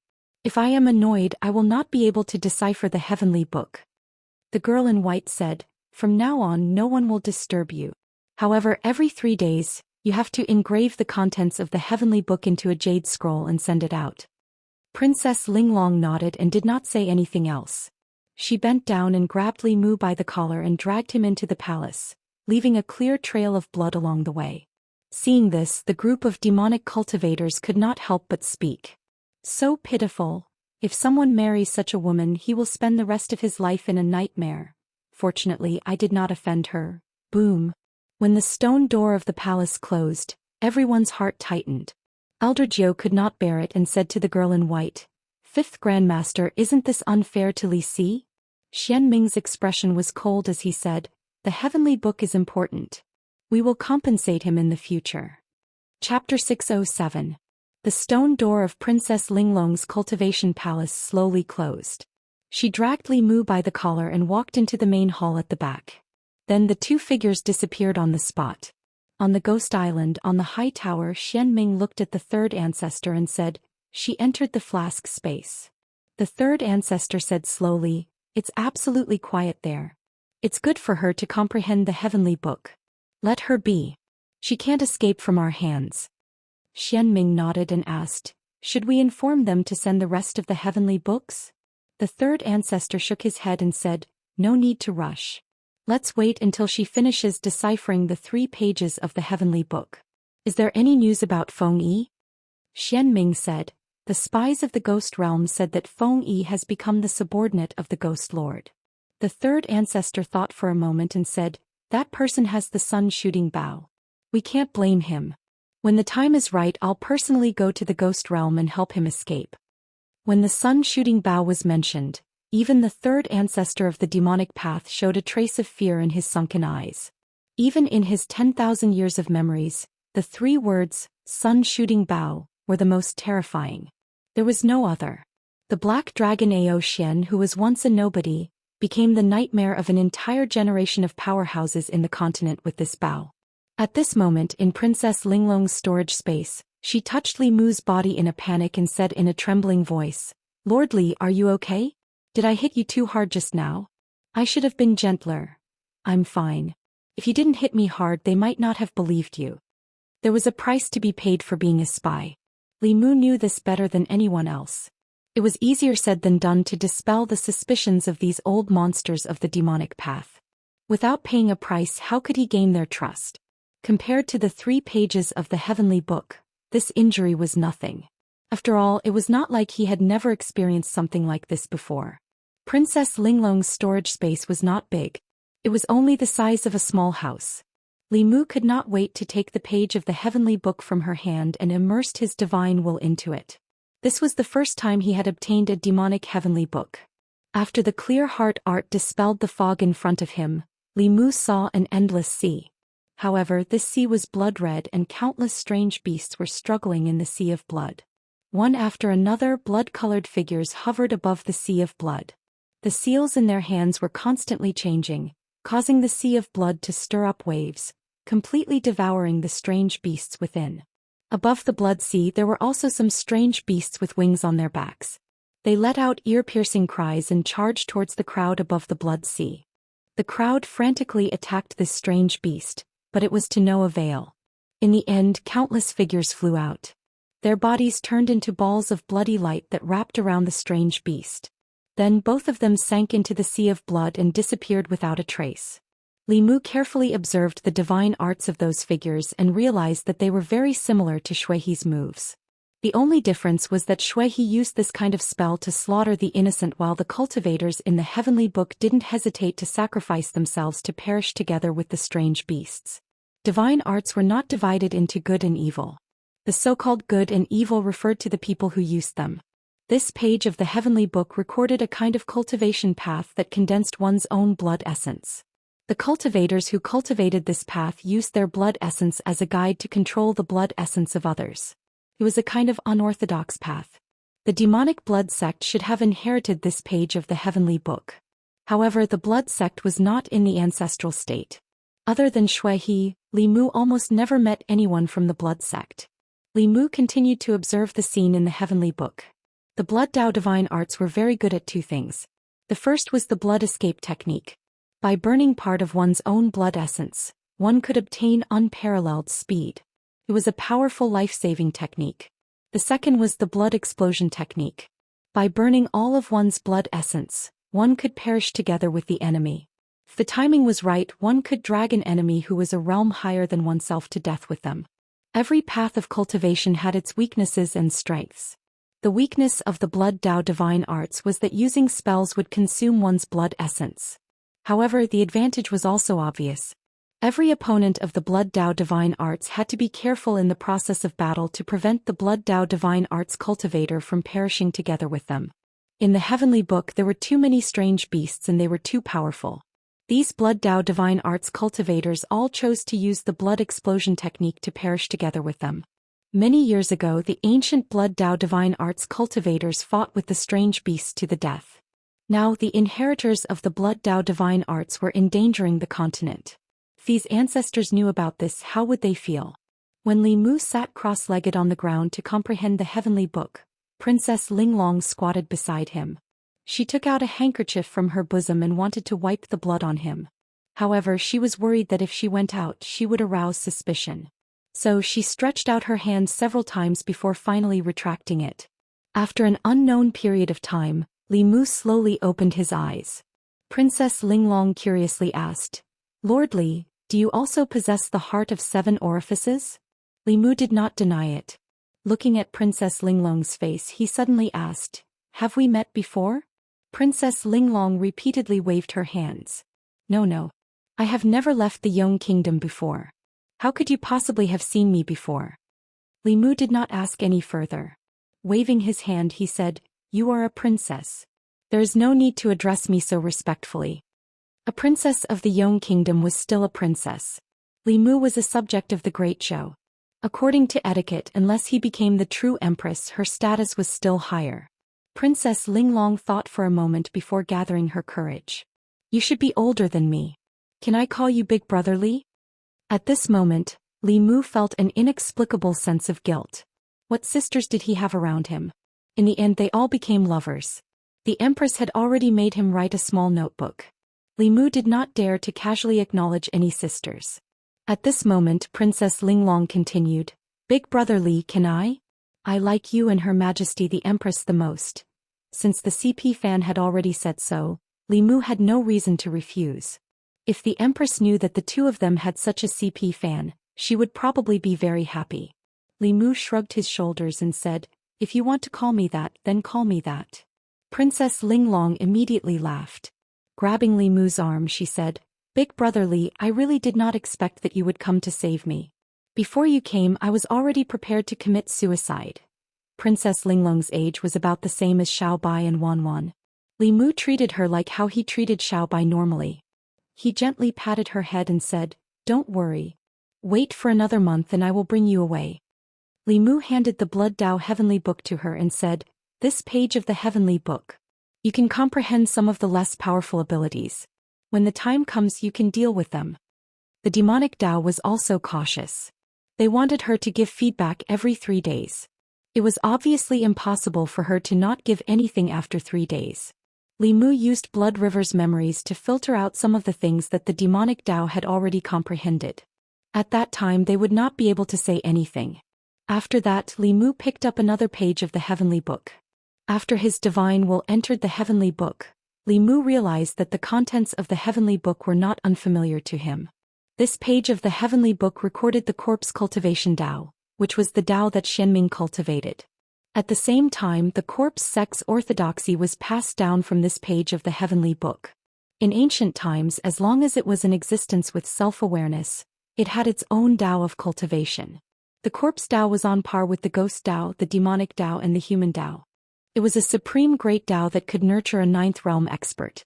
This page of the Heavenly Book was no less useful to the cultivation world than the demonic Dao.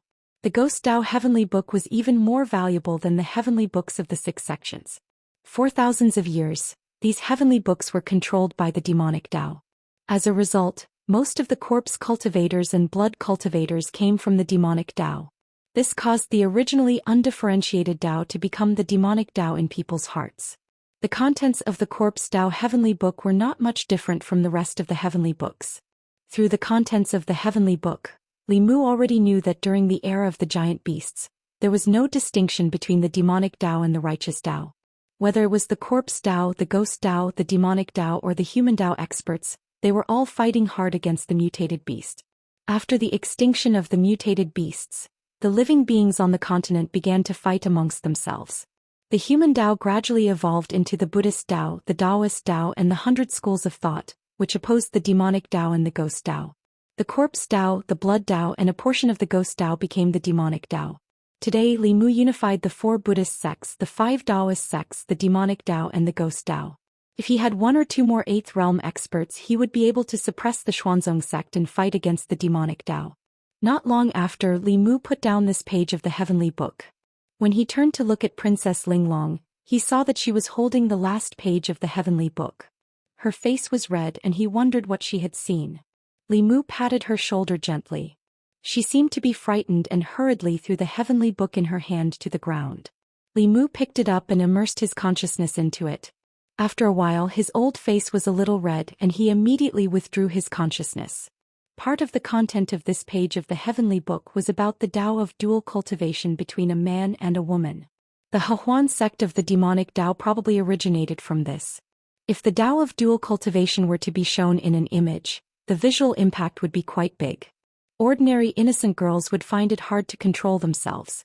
Li Mu was different. Li Mu had experience in this kind of thing, so he could definitely read it with a learning attitude.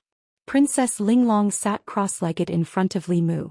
Her face was red and her hands were clasped together as if she didn't know where to put them. Li Mu comforted her by saying, "You're still young, the content of this page of the Heavenly Book is not suitable for you to read. Let me do it." After saying that, Li Mu immersed his consciousness into the page again. The style of this page of the Heavenly Book was different from what Li Mu had seen before.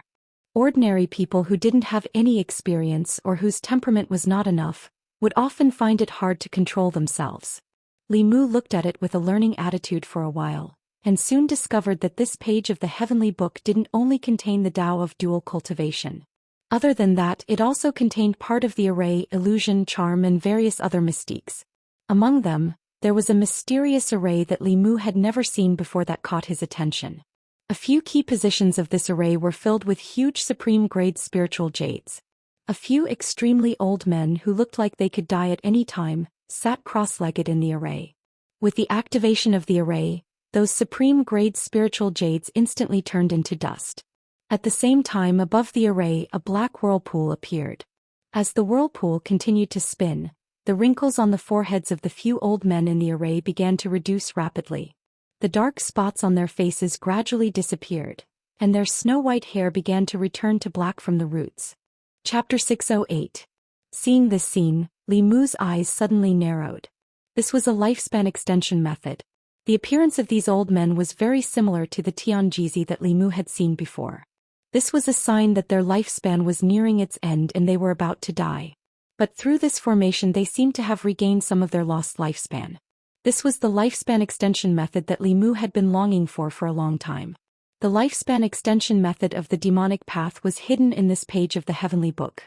Li Mu carefully observed this formation and gradually more information poured into his mind. This formation was called the Sky-Stealing Formation, which meant to steal the lost lifespan from the heavenly Tao. The formation was extremely complicated, and the resources consumed each time were immeasurable. But the function of the formation was also obvious. It could extend the lifespan of a cultivator who was nearing the end of his lifespan by another 60 years. Most cultivators would be willing to pay any price for this. In addition, Li Mu also saw the memory inheritance method that the demonic path experts had been using. Obviously, unlike the lifespan extension method, the memory inheritance method had been widely spread on the continent. Many cultivators outside the demonic path, such as the White Emperor and Ghost Servants, were using this method to continue their inheritance. However, the White Emperor failed. The demon corpse had its own intelligence and was tricked by Li Mu into giving up the White Emperor's memory. Now it was unknown where it was hiding to cultivate. There were not many combat abilities in this page of the Heavenly Book, but these unorthodox methods such as dual cultivation, lifespan extension, memory inheritance and so on were often more useful than combat abilities. Li Mu exhaled lightly, closed his eyes and continued to comprehend. Ghost Island, Earth Peak. Several demonic path geniuses were sparring in the square. Asterisk rumble. Asterisk somewhere in the Tao Palace, a stone door suddenly opened, and a bloody hand stretched out from behind the stone door.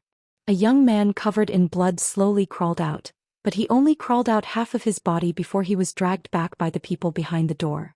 In the square, someone's throat moved and he could not help but swallow a mouthful of saliva. So miserable. You can't judge a book by its cover. That woman looks gentle and quiet, but I didn't expect her to be so perverse and violent. That pure young body, I'm afraid it bodes ill. It's none of our business, continue. Days passed by just like that. The people of the Earth Peak were already used to some strange occurrences. That woman was obviously of great use to the sage sect. Therefore, even if she brought that pure young body genius in for torture every day, the elders would turn a blind eye to it. Within Li Mu's palace, he lay weakly on his bed and said to the ninth elder, "Ninth elder, I really can't hold on any longer." The ninth elder handed him a bottle of healing elixirs and said, "Hold on a little longer. After this period of time, your future will be bright. The sage sect will remember your contribution. When the time comes, you will receive a lot of benefits." Li Mu asked expectantly, "What benefits? I've suffered so much for Glory Sect and bled so much. Can Glory Sect help me enter the 6th level?" The ninth elder's eyes flashed. After getting along with him for nearly a month, he admired this junior very much. He was clever, talented, and could endure hardship. There weren't many people like him in the sage sect. The ninth elder even thought of taking him as a disciple. After a moment of silence, he said, "After entering the 5th level, your cultivation must slow down. It's best if you don't break through within 10 years. Li Mu was puzzled and asked, "Why?" The ninth elder shook his head and said, "There's no why. Just remember my words. I won't harm you." With that he turned and left. Li Mu looked at his departing figure with a trace of surprise in his eyes. The demonic Tao geniuses outside didn't know that the demon sect gave them unlimited cultivation resources to raise them like pigs. The fattest pig that grew the fastest would be the first to be slaughtered. Similarly, the person who cultivated the fastest wouldn't be far from death. The ninth elder's warning was completely out of Li Mu's expectations. At this time, the ninth elder walked out of Li Mu's cultivation palace and saw a figure standing on the square with a jade slip in his hand. He immediately stepped forward and said respectfully, "Greetings, third forefather." Xianming looked back at him and said indifferently, "You've said too much. I'm guilty." The ninth elder knelt on one knee and said with a complicated expression, "But he has done too much for the sage sect. I can't bear to see him end up like that. Just this once." Xianming said lightly and flew to the tower. The ninth elder breathed a sigh of relief. When he came to his senses, he found that his back was wet with cold sweat. On the tower in the center of the ghost island, Xianming handed the jade slip to the third forefather.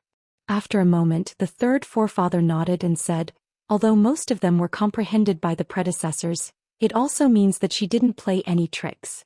The heart of 7 orifices is hard to find in 10,000 years. Now there are 2. Is this a sign?" After a while he shook his head and said, "It's a pity that I'm not Tianjizi. I can't see the future. Xian Ming said, wait until we get Xuanzong's heavenly book and let her interpret it. If Tianjizi doesn't die, Xuanzong can't move. The third forefather closed his eyes and said, it's about time. I'm going to start avoiding the tribulation. I'll leave this to you. Just after noon, Li Mu stood in the courtyard and saw endless black fog gushing out of the tower in the center of the ghost island, completely enveloping the tower. Having finished reading that page of the heavenly book, Li Mu knew very well that cultivators who obtained lifespan extension through the Great Sky Stealing Array would face a heavenly tribulation every month. They had to conceal their aura and deceive everyone to survive the heavenly tribulation. This tower was used to conceal one's aura and hide from the heavenly secrets. Seeing this, Li Mu walked out of the palace. In the square, several geniuses of the demonic path saw him and couldn't help but mock him. Yo, you still have the face to come out? Why is such a person still alive?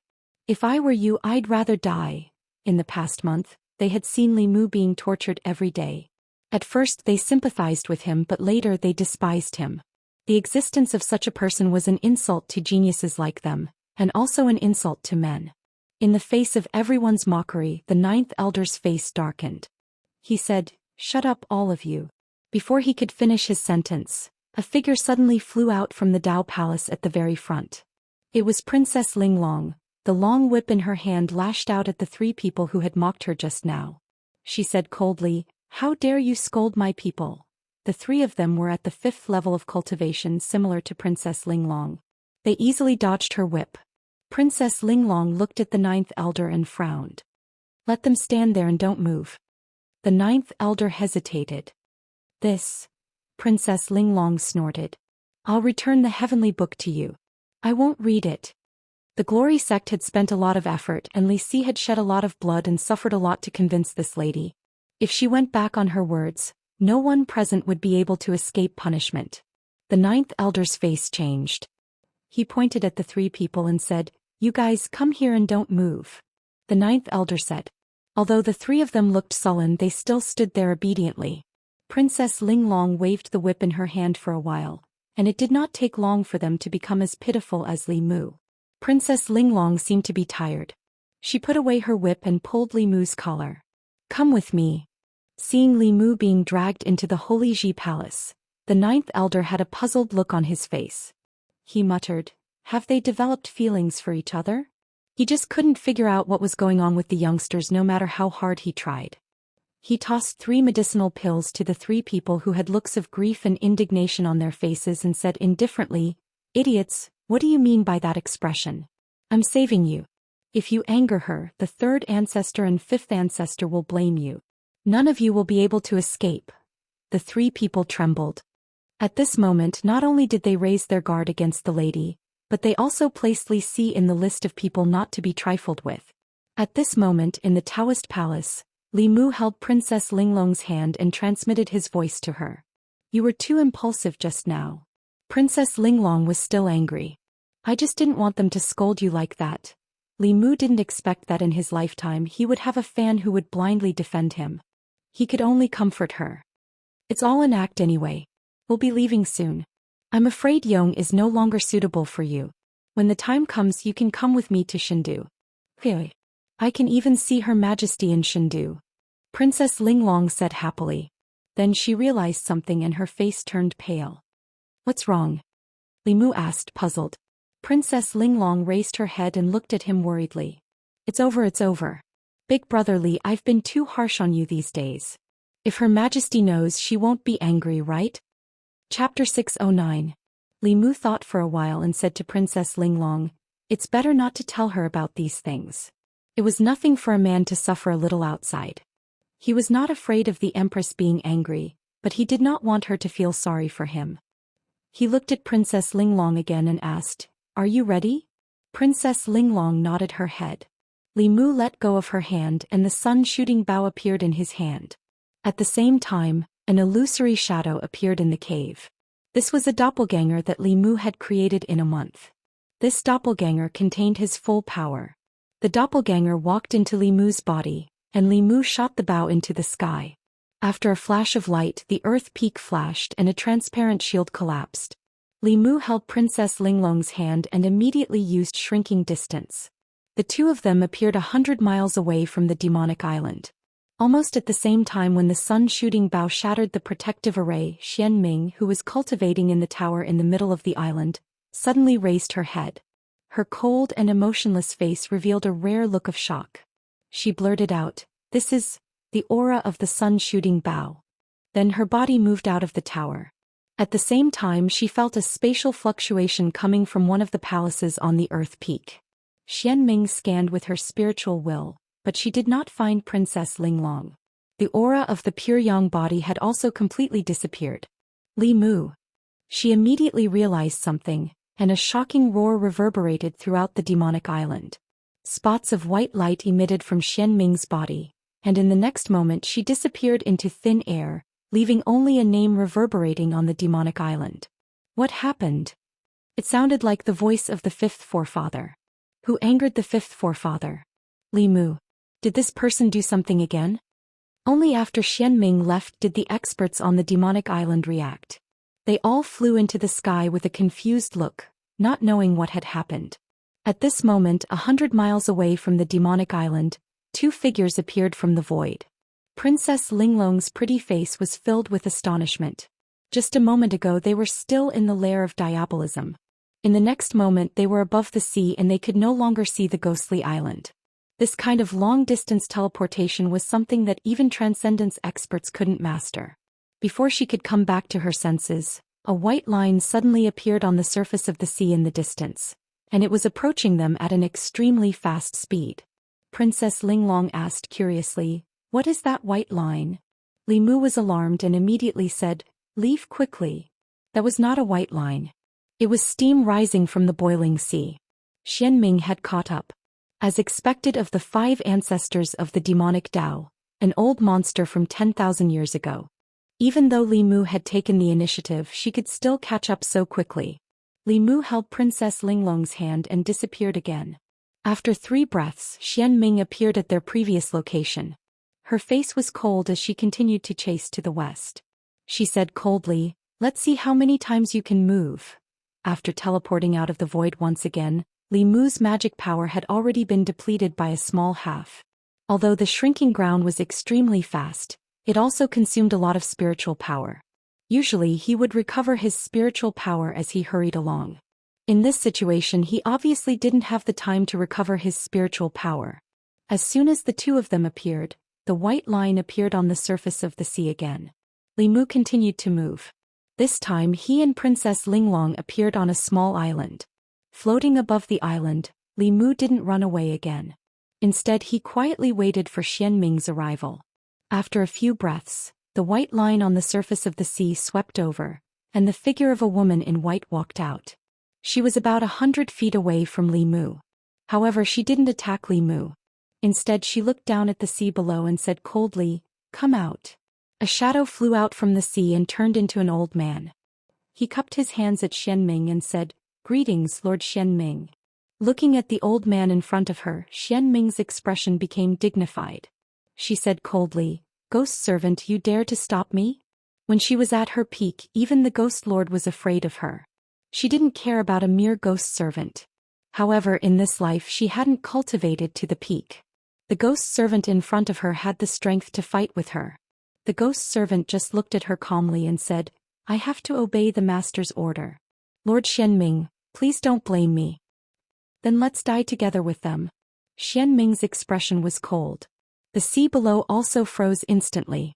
Her cold voice seemed to come from the endless hell. As soon as Xianming's voice fell, Li Mu felt that the blood and primordial spirit in his body were about to break out. Princess Linglong's face was even paler. Her primordial spirit shadow appeared outside her body. Li Mu immediately sent her into the flask space. He also distanced himself from the battlefield. Both Xianming and the ghost servant had the strength of the peak of the transcendent realm. In the center of their battle, within a radius of 10 miles, huge waves rolled up. The sea water boiled into fog for a moment and then froze into ice for a moment. The sky also dimmed. The white clouds near the battlefield were scattered and disappeared. Li Mu was dozens of miles away. His hair and clothes fluttered because of the wind caused by the aftermath of the spell. The ghost servant's spiritual power was more profound, but Xian Ming's experience was obviously more abundant. The two of them couldn't determine the winner in a short time. However, if the battle dragged on for a long time, the experts of the demon sect from the Ghost Island would arrive. In Li Mu's hand, the sun-shooting bow appeared again. He quickly locked onto Xian Ming and shot an arrow. This arrow took away one of Xian Ming's arms. Li Mu's spiritual power was also depleted. He quickly used the incantation to recover his spiritual power and waited for the second arrow to be shot. There was no need to talk about martial ethics when dealing with the enemy. It would be best if he could kill her today. Even if he couldn't, he had to end the battle as soon as possible. After being hit by the sun-shooting bow, Xian Ming's strength was damaged. In the battle with the ghost servant, she immediately fell into a disadvantage. At this time, the ghost servant suddenly said, "Ghost Empress, please lend me the sun-shooting bow." Li Mu didn't react at first. He was stunned for a moment before he realized what the ghost empress meant. At present, other than the Tao Te Ching that could injure the enemy 800 and himself 1,000, the sun-shooting bow was his biggest trump card. Li Mu naturally couldn't give it to others easily. This bow couldn't recognize an owner. Whoever had it could use it. If it was given to an evil person, wouldn't there be endless troubles? Li Mu was still hesitating, but Xian Ming's expression had changed greatly. She no longer fought with the ghost servant. Her body turned into a white light and disappeared into the sky in a flash. The ghost servant slowly flew back. He cupped his hands at Li Mu and said, "Please forgive this old servant for being rash. Otherwise, I wouldn't have been able to intimidate her." Li Mu hadn't seen the other abilities of the 5 ancestors of the demonic way, but her ability to escape was top-notch. Both times she was decisive and straightforward, without any hesitation. No wonder her memory could be safely passed down for 10,000 years without any mistakes. Li Mu didn't delay. He and the ghost servant flew to the coast of the South Sea. At this moment, the crisis had been resolved. However, 3 days later, when the third ancestor woke up, they would have to bear the fury of an 8th realm expert. He had to make thorough arrangements early. When Li Mu brought Princess Linglong back to Yong, Xian Ming, who had lost an arm, also returned to Ghost Island. He and the third ancestor didn't expect that Li Si was actually Li Mu. His purpose in coming to Ghost Island was to rescue Princess Linglong and steal the Heavenly Book. He actually succeeded. Although the sage sect had obtained a page of the Heavenly Book from Yong, 3 pages had been snatched away by Li Mu. It was a disastrous loss. What was even more infuriating was that everyone, including her and the third ancestor, had been fooled by Li Mu. For 10,000 years, no one had ever done such a thing. The sage sect had never lost the heavenly book they had obtained. The commotion at the Earth Peak was too great. In addition, the 5th ancestor had returned with an arm missing. This matter quickly caused a huge uproar on Ghost Island. Li Si is a spy. He is that Li Mu from the Great Zhou? He snatched away Princess Linglong and the Heavenly Book. Countless demonic path powerhouses were shocked speechless by this news. No one doubted Li Si because he was brought back by their own people. It was even more impossible for them to think that he was Li Mu. Who was Li Mu? The future headmaster of the Fulu school, the official of the Empress of the Great Zhou, the only demon empress of the Queen of the Thousand Demons, the man behind the Ghost Lord of the Ghost Realm. He single-handedly influenced the situation of the mainland and was the #1 enemy of the sage sect. He was the man with the most power and the most prominent status on the mainland. Who was Li Si? A good-for-nothing who was ravaged by women every day. Who would have thought that they were the same person? The 5th elder is in trouble this time. He was the one who brought Li Mu back. He can't escape responsibility. There is no doubt about the 5th elder's loyalty. I'm afraid that the 5th elder had been tricked by Li Mu from the beginning. This person knows when to yield and when to stand tall. He is the most difficult enemy of the sage sect. If he escapes this time, there will be endless trouble in the future. In the midst of the crowd's discussion, the 5th elder's face was ghastly pale and he gradually collapsed to the ground. 9th elder's face was lifeless as he clenched the medicinal pill he had concocted for Li Si. With a bang he crushed the jade bottle. Chapter 610. Father. Mother. In the Yong Imperial Palace, Princess Linglong threw herself into the arms of a graceful and noble woman, tears streaming down her cheeks. After being abducted by the demon sect, she never thought that she would ever see her parents again. The woman's eyes were also brimming with tears.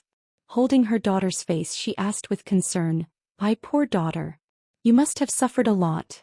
Princess Linglong gazed at Li Mu. She hadn't suffered at all. The one who had truly endured humiliation and suffering was Li Mu. Wiping her tears, she looked at the woman and said, "Mother, don't worry. With Big Brother Li here, they didn't do anything to me." The young emperor and empress respectfully bowed to Li Mu, gratefully saying, "Many thanks, Lord Li. If it weren't for Lord Li, my daughter would likely have met with misfortune." Li Mu waved his hand and said, "You're welcome. This is what the Great Zhou should do." The Yong Empire paid so much protection money to the Great Zhou every year. This was the purpose of the protection money. Soon after, Li Mu said, "Although I've already brought Linglong back, the danger from the demon sect has yet to be resolved. In 3 days, one of the demon sect's 3 patriarchs, an 8th-level expert, will awaken from his slumber. It's very likely that he will take revenge on the Yong Empire. We need to prepare early." When everyone heard this, their faces were filled with worry. The Yong Empire was already unable to resist the 7th-level demon sect's 5 patriarchs. If an 8th-level demon sect's 5 patriarchs came, the Yong Empire would be in danger of annihilation. Seeing their worry, Li Mu said, "Don't worry. I've already made arrangements. Even if the demon sect's 3 patriarchs really descend upon the Yong Empire, there is no need to fear them." Who was Li Mu? He was the continent's legend. He had pacified the Great Zhou, allied with the Yao nation and allied with the Ghost Realm. Everything he had done was worthy of being recorded in the annals of history. Not long ago he had charged into the demon sect's lair alone and rescued Linglong from the hands of the world's top experts. The people of the Yong Empire had long since regarded him as their backbone. The Yong Emperor solemnly said, "If Lord Li has any instructions, the Yong Empire will definitely do them." Li Mu nodded and said, "I need some high-grade spiritual jades and some top-grade materials for setting up arrays." The Yong Emperor immediately replied, "We will have someone make the arrangements." Li Mu had only felt the tip of the iceberg from Tianjizi. That mountain-like pressure was still fresh in his memory. There was an insurmountable gap between the 7th realm and the 8th realm. Even if several 7th realm cultivators joined forces, they were still no match for an 8th realm cultivator. However, if several of them were not enough, what about 10 of them? The state of Yong currently had 3 transcendents. The southern states had the 5 Daoist sects, the Ghost Realm, the Yao Nation, the 4 Buddhist sects, and the Great Zhou. Li Mu hadn't calculated in detail before, but after doing so he realized that he could mobilize so many transcendents just by relying on his reputation and the subordinates he controlled. If he could integrate this force, even the 3 ancestors of the demon sect wouldn't be able to return alive. The only problem was that the 4 Daoist sects were still fine. They were originally in the south and could support the state of Yong in a short period of time.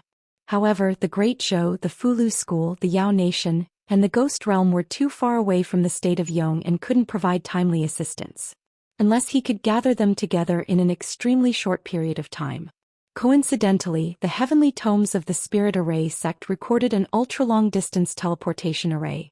This kind of teleportation array could easily teleport people tens of thousands of li or even tens of thousands of li away in an instant. It could be said that it utilized the power of space to the limit. The only drawback was that it consumed too many resources. Every teleportation required a large amount of high-grade spiritual jades as the energy source. Once or twice was fine, but if used too many times, even a large sect like the Fulu School would use up all of its spiritual jades. If that weren't the case, Li Mu would have already constructed countless of these teleportation arrays. One was in the Divine Capital, one was in the Yao Nation, one was in the Ghost Realm, and one was in Mount Baiyun. How much time could they save? As one of the wealthiest people on the continent, Li Mu still hadn't chosen to construct this kind of teleportation array. This was enough to show just how expensive it was. In the current situation he had no choice but to do so. If the 3 ancestors of the demonic Tao personally descended, the state of Yong would undoubtedly be destroyed. It could be said that apart from the Xuanzong, the demon sect could destroy any of the various powers on the continent. If he constructed long-distance teleportation arrays in every region, he would be able to provide reinforcements when one side was in trouble. The cost of teleportation arrays was too great, so he wouldn't normally use them. He would only activate them when the various powers were facing a great crisis. On the way back, Li Mu had already sent a message to the various powers, ordering them to immediately prepare the materials. In the following 3 days and 2 nights he wouldn't be able to rest for even a moment. After personally helping the state of Yong construct the teleportation array and teaching them how to use it, Li Mu immediately headed for the spirit array sect. It would take too long for him to set up the teleportation array by himself. He needed to find some helpers from the spirit array sect. Meanwhile, in the state of Yong, Princess Linglong was telling the imperial family in detail about what had happened in the past few days. A month ago, everyone, including the Emperor of Yong, believed that the Great Zhou's promise to help them rescue Linglong and that they had to wait for news was just a temporary prevarication. Unexpectedly, a month later, Li Mu had brought Linglong back in one piece. After hearing the entire story from Linglong, everyone's hearts were in turmoil, unable to calm down for a long time. As a Realm 6 cultivator, how much courage did one need to venture deep into the demon nest alone? To put down one's noble status and use the most humble attitude to accept inhumane torture and humiliation every day, all for the sake of waiting for an opportunity. How many people could do such a thing? More importantly, he had succeeded. He had successfully rescued Linglong from the hands of countless demonic Dao experts. Could be said to be a miracle. This should have been an impossible task, but he had done it. Not only had he rescued Linglong, but he had also snatched away the 3 pages of the heavenly tomes of the demonic Dao, creating a miracle among miracles. It was no wonder that even the Empress of the Great Zhou had pledged her heart to him. In Princess Linglong's mind, that tall and lofty figure had already become like a mountain. The Empress of Yong sighed softly and said, "We owe Lord Li a huge favor. I don't know how we can repay him." The Emperor of Yong thought for a long time and said, "Why don't?" The husband and wife looked at each other, understanding each other's intentions. The Empress of Yong said, "That will depend on whether Linglong agrees or not." Princess Linglong nodded repeatedly, "I agree. I agree to anything." The Emperor of Yong said, "We are prepared to give the Emperor's qi to Lord Li." Princess Linglong said disappointedly, "So father was talking about the Emperor's qi." The Emperor of Yong looked at her and asked, "Then what did you think it was?" Princess Linglong sighed softly and said, "I thought it was something else. Like I said, how could there be such a good thing?" 2 days later. In these 2 days, Li Mu had traveled all over the Zhou continent's Xing continent, going back and forth to the Great Zhou, the Yao Nation, the Ghost Realm, and finally back to Yong. Although he was a little tired, he had at least finished setting up all the teleportation formations and no longer needed to be threatened by the demonic Dao's 3 ancestors. Although he had spent an immeasurable amount of resources, the effects were obvious. The ultra-long-distance teleportation formations were the foundation of the various factions' mutual support. Henceforth, when the various factions encountered a crisis, they would no longer have to fight alone. They would be able to gather their peak forces at the first moment. Similar incidents like the heavenly tomes of Yong being stolen would never happen again. In the evening, the Yong imperial family held a grand banquet in his honor. After the banquet, the Emperor of Yong cupped his hands and bowed to Li Mu, saying, "Lord Li has worked hard." Li Mu waved his hand and said, "As long as all parties can work together to resist the demonic Dao in the future, a bit of hard work is nothing."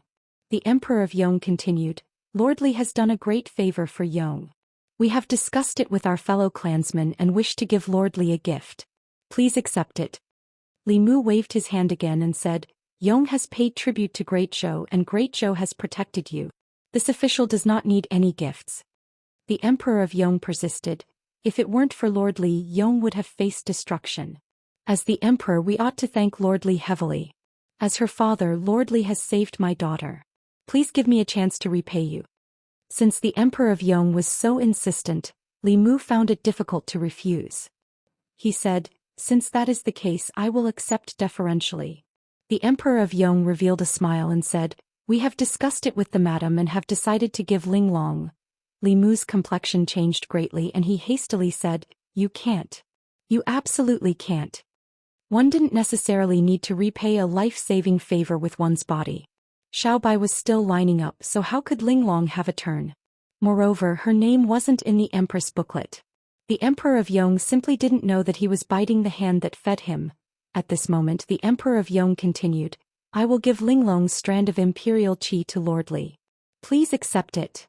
Li Mu stared blankly for a moment before asking, "So you were talking about imperial qi?" The Emperor of Yong nodded and said, Half a year ago, Yang's ancestral shrine condensed another strand of imperial qi. Originally, it was to wait for Linglong to advance to the 6th level before allowing her to refine it. What did Lord Li think it was? Li Mu coughed softly, his complexion returning to normal. He changed the topic and said, No. This gift is too valuable. I cannot accept it. However, the young emperor persisted. We have provoked such a powerful enemy. Even if Yong had another 7th level expert, it would be useless. Linglong has already agreed to this matter. Lord Li, please don't refuse. The Great Zhou hadn't condensed a single strand of imperial qi for 50 years. The two factions had argued for several years over who should possess the imperial qi. This gift could no longer be described as valuable. Li Mu continued to refuse. No, I truly cannot accept this gift. The young emperor thought for a moment before asking, Does Lord Li mean that you want us to betroth Linglong to you? Li Mu flatly said, How is that possible? Am I that kind of person? Hearing this, the young emperor fell into deep thought. Li Mu thought for a moment. He had too many beauties by his side. In the eyes of those who didn't understand him, he really did seem like that kind of person. To prove that he really wasn't that kind of person, Li Mu could say, In that case, it would be impolite for this official to refuse that strand of imperial qi. Chapter 6:11. In the Yong ancestral shrine, a golden dragon made of telekinesis coiled around a huge stone pillar. Compared to the golden dragon that Li Mu saw in the Great Zhou ancestral shrine, this dragon was slightly larger but not by much. It probably wouldn't be long before the Great Zhou's imperial aura matured. It had to be said that the Yong kingdom's ability to rule a country and win the hearts of the people was unique. Its territory was only 1/10 of the Great Zhou's, and its population was far less than the Great Zhou's. However, the speed at which it condensed imperial aura far surpassed the Great Zhou's. Li Mu couldn't help but be curious about the strategy recorded in the Yong kingdom's heavenly tome. Unfortunately, the heavenly tome was still in the hands of the demon sect. Knowing that Linglong had already comprehended the heavenly tome, Xianming didn't give it to her. Therefore it was a 1-for-3 exchange. The demon sect had stolen 1 page of the heavenly tome from Yong, while Li Mu had stolen 3 pages from the demon sect. No matter how one looked at it, Li Mu didn't lose out. This time the demon sect had been bullied by Li Mu. If they had 10 pages of the heavenly tome, they could only obtain 1 page every 1,000 years. Li Mu had wasted 3,000 years of effort in a single month. When the 3 ancestors woke up from their tribulations and learned of this news, who knew how they would feel? From today onwards, all the factions related to Li Mu were on high alert. As soon as the transmission formation lit up, they would teleport to Yong without hesitation. Li Mu waited in the palace that the Yong imperial clan had arranged for him. Princess Linglong walked in from outside and said, Big brother Li, aren't you bored staying here? Why don't I take you to the palace? After all, this was his first time facing the might of an 8th realm expert. In order to wait for the arrival of the demon sect's 3 ancestors, Li Mu's nerves had been stretched taut. Hearing this, he didn't refuse and strolled around the Yong imperial palace with Princess Linglong.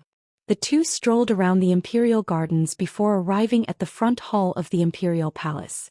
Coincidentally, it was noon at the moment.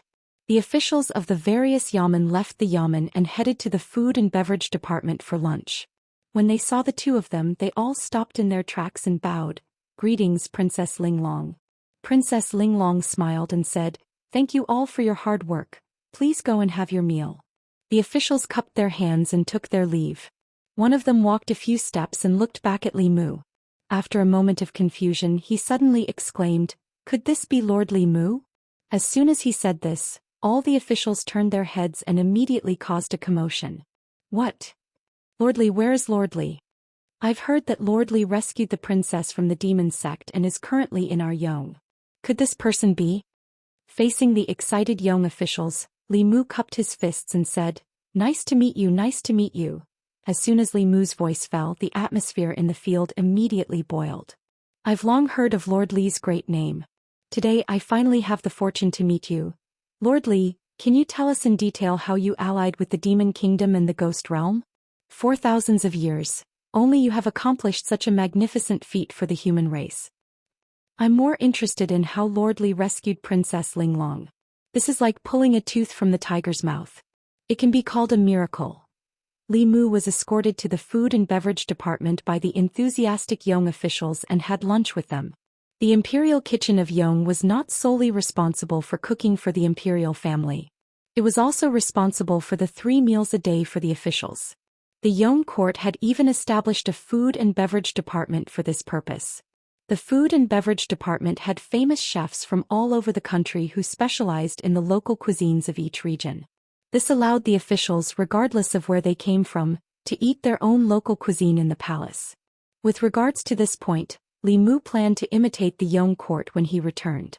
Only by treating the officials well could he increase their efficiency and enthusiasm in their work. Moreover, hiring a few chefs did not require a lot of investment, but it could bring unexpected benefits. Lord Li, I've heard that the Empress of the Great Zhou, the Queen of the Myriad Demons, and the Ghost Lord of the Ghost Realm are all your lovers. Lord Li is truly worthy of being our role model. Whenever Lord Li plans to attack Xuanzong, we will support you in seeking justice. Lord Li, tell us, how did you escape from the clutches of so many demonic Dao experts? Li Mu had never imagined that his largest fan club would be in the Yong court. Many officials in the Great Zhou feared him and avoided him like the plague. When the Yong court officials, especially the younger ones, saw him, they were like fans meeting their idol. Among them, Linglong was the head fan club. As a qualified fan club leader, Linglong took the initiative to lead Li Mu away from the imperial palace when she saw that he was unable to bear the harassment of the younger officials. Walking on the streets of the Yong court, Li Mu felt as if he was taking a stroll in the divine capital. The citizens of the Yong kingdom were full of vigor.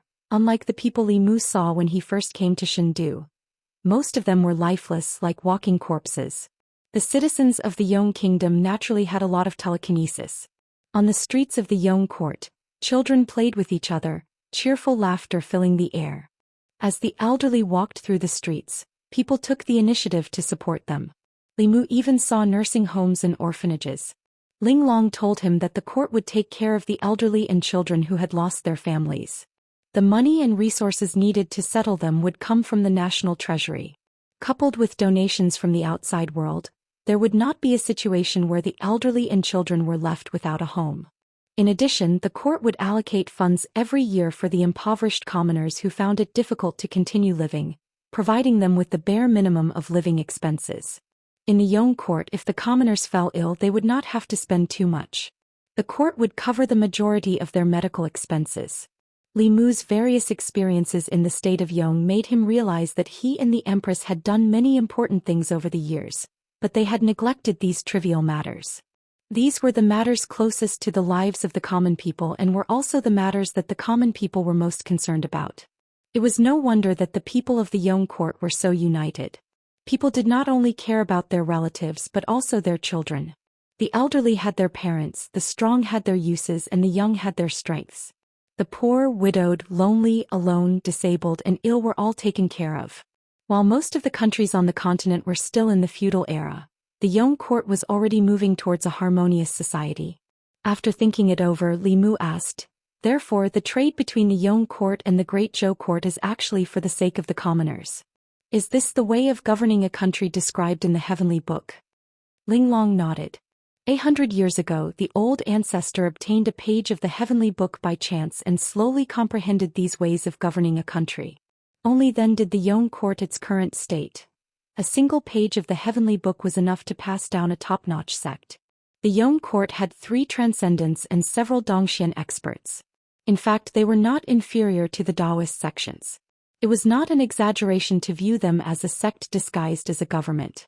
If the news of the heavenly book had not been leaked, the Yong court would have relied on the willpower of tens of millions of citizens to grow into one of the top powers on the continent in a few decades or 100 years. After all, in terms of willpower, the Great Zhou could not compare to the Yong court. Accompanied by Linglong, Li Mu toured the Yong court for a day. Many insights emerged in his mind. Aside from the dark clouds of the demonic Dao that still shrouded the continent, the Great Zhou's internal and external troubles had basically been quelled. It was time to consider improving the welfare of the commoners and better gather the willpower of the people. The Great Zhou's commoners outnumbered the Yong court by more than 10 times. If their average willpower was at the Yong court's level, wouldn't they be able to condense a strand of imperial aura every year? Of course, The difficulty of governing such a large country was incomparable to that of the Yong court. However, if some changes were made to the commoners, the speed at which imperial aura was condensed would increase several-fold. When night fell, Li Mu and Linglong returned to the imperial palace. The various regions of the Yong court were still peaceful. Li Mu was somewhat puzzled. The demonic Dao's 3 ancestors had already finished their tribulations. When they learned that the 3 pages of the heavenly book had been stolen, they would definitely be furious. However, regardless of whether it was the Yong court or the Great Zhou, there was no news of them. The demonic Dao had only accumulated a few pages of the heavenly book for several thousand years. Now that Li Mu had stolen 3 pages, it was unlikely that they would suffer such a loss. However, it was fine if he did not come. As long as the 3 ancestors did not take action, the world would be peaceful and stable. The pressure in Li Mu's heart was swept away. Deep into the night, the Yong court was quiet. At the same time, in the depths of the southern sea, endless roars could be heard from the towering waves. Divine Predictor, you have repeatedly obstructed me. One day I will flatten your Xuanzong. Chapter 6:12. Li Mu originally thought that after the demon sect's 3 ancestors woke up, they would immediately take revenge on him and Yong and snatch back the heavenly tomes. Unexpectedly, he had stayed in the Yong kingdom for half a month without seeing any signs of activity. Neither the demon sect's 3 ancestors nor Xianming had any intention of snatching back the heavenly tomes. Li Mu's numerous long-distance teleportation formations seemed to have been built in vain. At this moment, Li Mu suddenly recalled that Pei Yi had once said that the 3 ancestors could not easily set foot on the continent. Although Li Mu didn't know the reason behind this, since the Devil Sect didn't plan on attacking Yong, there was no need for Li Mu to remain here. The reason why he had stayed in Yong for so long was to learn how to govern Yong. The Great Zhou's internal problems had been resolved, and its external troubles had been quelled. What was needed now was peaceful development. In this aspect, he needed to learn from Yong. In the Yong Imperial Palace, Li Mu extended his hand to Linglong and said, "Let's go." This time he wanted to bring Princess Linglong back to the divine capital. Firstly, her heart of 7 orifices was extremely attractive to the demonic Dao. If she remained in Yong, Yong would not be able to protect her. In addition, Linglong had taken the initiative to follow Li Mu to the divine capital. She felt deeply guilty for torturing Li Mu every day on the demonic island. Although it was an act, she had really done it.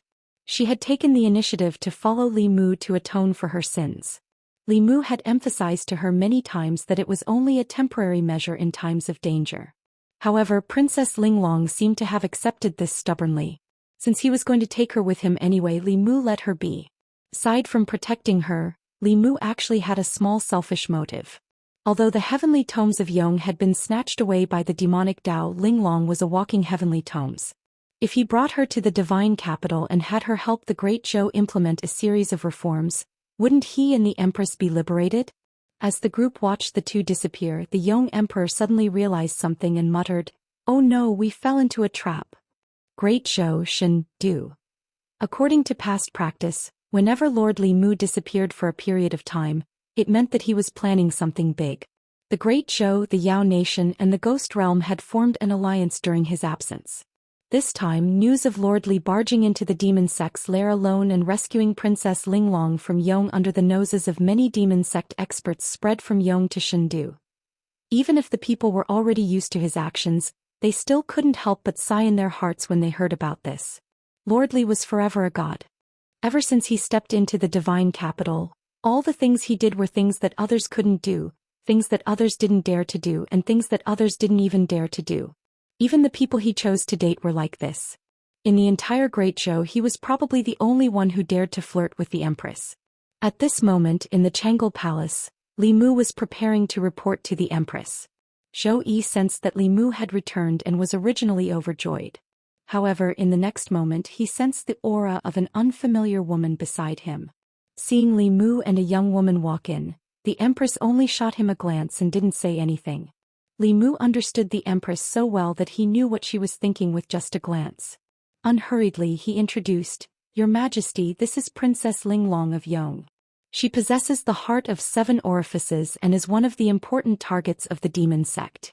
In order to protect her and prevent her from being abducted by the demon sect again, This subject acted on his own initiative and brought her back. Princess Linglong's eyes were filled with stars as she looked at the Empress. She hurriedly bowed and said, "Linglong greets your Majesty, the Empress." Zhou Yi felt uncomfortable under Princess Linglong's gaze. He lightly coughed and said, "Dispense with the formalities.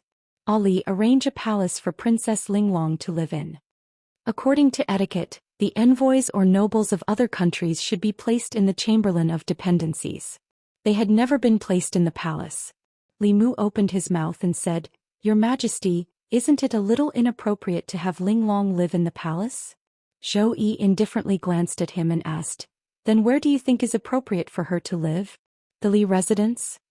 Li Mu decisively shut his mouth. Ali and Mr. Mei went to tidy up the palace for Linglong. The Empress walked outside the Changle Palace and pretended to be admiring the scenery. She indifferently said to Li Mu, "Her name wasn't on that paper."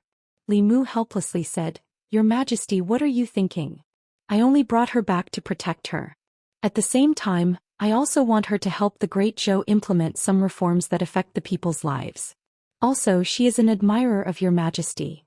Zhou Yi was diverted by Li Mu's change of topic. He asked, "What does she admire about me?" Li Mu said, "Your Majesty is young, but you are already one of the most powerful people in the Zhou continent. You control the most powerful empire in the Zhou continent. You are the idol of countless women, including Linglong. She has told me more than once about her admiration for your Majesty." At the entrance of another palace, Princess Linglong looked at Li Mu and the Empress standing side by side not far away. She was full of joy and said, "Big brother Li and your Majesty are a perfect match. Seeing them together makes me happy." Mr. Mei was puzzled and asked, "Your Majesty and Li Mu are together. What makes you happy?" Princess Linglong said, "I don't know. In any case, I'm just happy." Zhou Yi glanced at Linglong from the corner of her eyes and asked Li Mu, "What's there to be happy about?"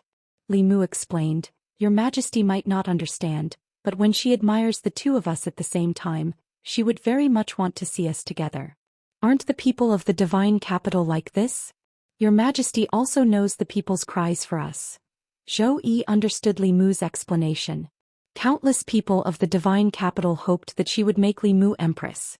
She didn't expect that there would also be such a person in the distant Yong kingdom. At this moment, Zhou Qiong suddenly didn't care so much about the fact that Li Mu had brought back a beautiful woman. She glanced at Li Mu and said, "Follow me." Li Mu followed behind the Empress and soon arrived in front of the ancestral shrine. The Empress entered the ancestral shrine, and Li Mu followed her in.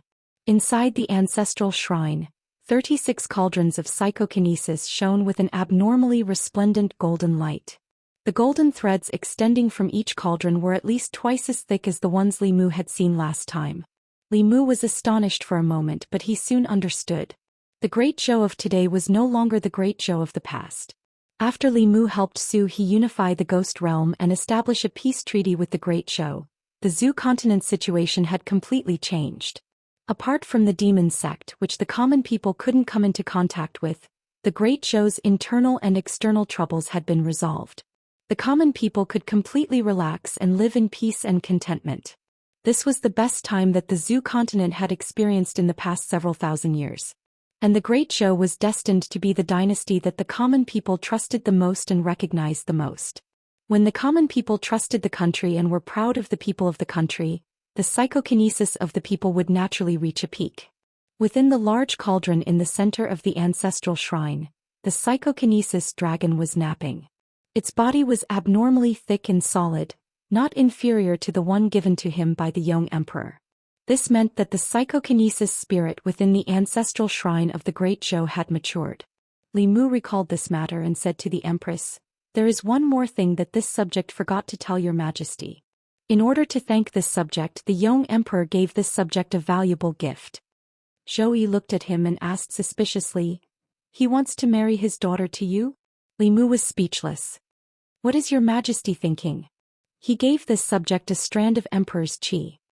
Li Mu extended his hand, and another golden dragon flew out from the cauldron. The moment this dragon appeared in the ancestral shrine, the enormous dragon within the cauldron opened its eyes. 2 rays of golden light flashed as it looked at Li Mu. To be exact, it was looking at the other golden dragon beside him. The golden dragon released by Li Mu paused for a moment before letting out a roar and flying towards the golden dragon in the cauldron. The two dragons instantly intertwined with each other, biting each other with their dragon heads. Chapter 6:13. Li Mu didn't expect that the two golden dragons would fight and devour each other as soon as they met. It was only then that he realized that the Emperor Qi was the spirit of telekinesis. They were formed from telekinesis. Whenever two spirits of Emperor Qi met, they would devour each other to strengthen themselves. This was an instinct of telekinesis spirits. Li Mu and the Empress wanted to stop them, but it was too late. The two bodies of Emperor Qi had already merged together, and there was no distinction between them. Only the heads were still biting and devouring each other. Later they even plunged into the cauldron. The cauldron at the center of the ancestral temple shook violently. Soon, a deafening dragon roar came from within. A blinding golden light shot out from the cauldron.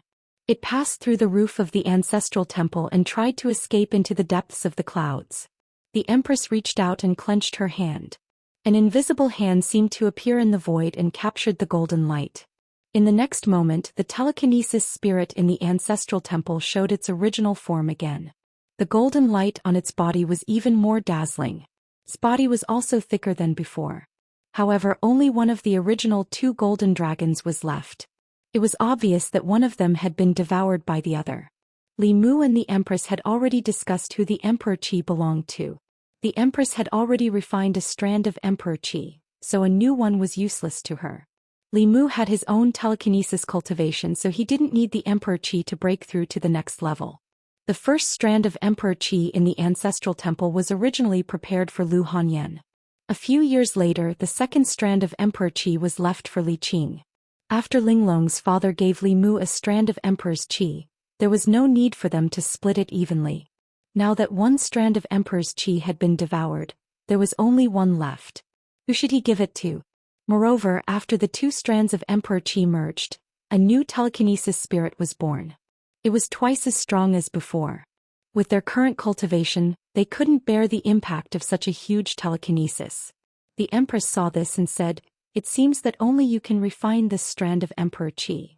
Li Mu thought for a while and nodded.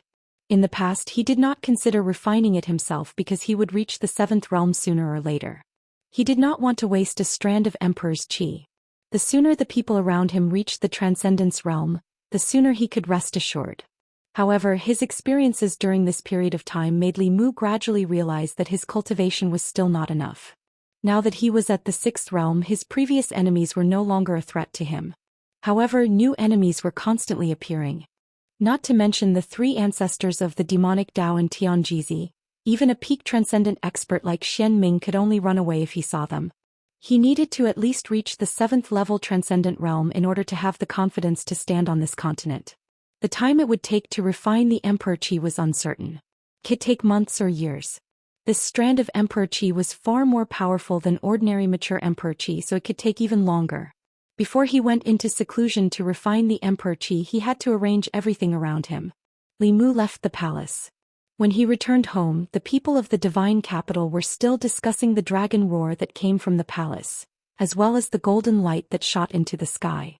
In a certain mansion of the Shao clan, several members of the Shao clan reluctantly looked away from the palace.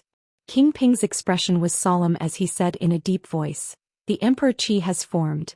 It had only been a few years since the last strand of Emperor Qi was formed. This was the fastest strand of Emperor Qi to form since the establishment of the Great Zhou. It should have been something to be happy about, but the Shao clan could not bring themselves to be happy. This was because the Emperor Qi in the Shao clan's ancestral temple no longer belonged to them. As they gradually moved away from the center of power in the Great Zhou, they had long lost their former glory. At the same time, a few sighs came from the Zhou mansion. 3 days later at Mount Baiyin. In the ancestral court of Fu Lu School, Xianxia looked at Li Mu with some doubt and asked, "Junior brother, what's the matter that requires you to invite all the grand supreme elders of our 5 sects to the sect?" Li Mu was about to go into seclusion to refine the Emperor Qi. He did not know how long it would take for him to come out of seclusion. Before he went into seclusion, there was still an important matter to take care of. The 2 grand supreme elders of Fu Lu School were nearing the end of their lifespans. The Grand Supreme Elders of the other 4 sects were not much better off than them. Before he went into seclusion, Li Mu planned to use the Great Sky-Stealing Formation to extend their lifespans. Although they might not be able to reach the 8th level as long as they were alive, there would be endless possibilities. Spirit Array Sect. The sect master of Spirit Array Sect had just received a voice transmission from Xianxia. He asked, "What's the matter that requires the Grand Supreme Elders to go to Mount Baiyun? Can it be a few days later?" The Grand Supreme Elder just went into seclusion yesterday. In the voice transmission artifact, Xianxia said faintly, "Junior brother Ling Jizi obtained a lifespan extension technique from the demonic Dao. It can extend the Grand Supreme Elder's lifespans by 60 years. Since Martial Uncle is in seclusion, let's do it next time." The sect master of Spirit Array Sect was stunned for a moment, then immediately said, "No need, no need. When will he go into seclusion again? I'll go call him now." A heavenly fate talisman that could extend the lifespan of a transcendent expert by 3 to 5 years was a priceless treasure. What was the concept of extending one's lifespan by one 60-year cycle? It wasn't extending one's lifespan, but rather an opportunity and a possibility. Even if the Prime Elder was in secluded meditation, the headmaster would still call him out. Not long after, 2 streams of light flew out of the ancestral court of Spirit Array Sect and headed north. The speed of the light was unbelievably fast. Some of the elders of Spirit Array Sect looked at the sky with shock in their eyes. They muttered, "This speed, the Grand Supreme Elder's cultivation has improved again." In a quarter of an hour, 2 streams of light each from Spirit Array Sect, Pill Cauldron Sect and South Sect and North Sect flew towards Mount Baiyun at the maximum speed of the 7th realm. A day later, on the plaza of the main peak of Mount Baiyun, a huge formation had been set up. Apart from Xuanzong, 10 Grand Supreme Elders of the 6 Daoist sects sat cross-legged in the formation. Their eyes were filled with excitement and anticipation. Each formation could extend the lifespan of 10 people at most, which was the number of Grand Supreme Elders of the 5 sects. Li Mu originally wanted his nominal master Fu Daozi to come along. However, he was in seclusion to comprehend the Fulu Great Dao. If he forcefully broke through, all his previous efforts would be wasted. If he did not come out before the end of his life, Li Mu would have no choice but to forcefully wake him up. Under everyone's gaze, Li Mu struck a spell into the formation. The entire formation flickered with white light. The spiritual energy of several mountains of supreme-grade spiritual jades that were set up at the key positions of the formation was instantly depleted and turned into dust.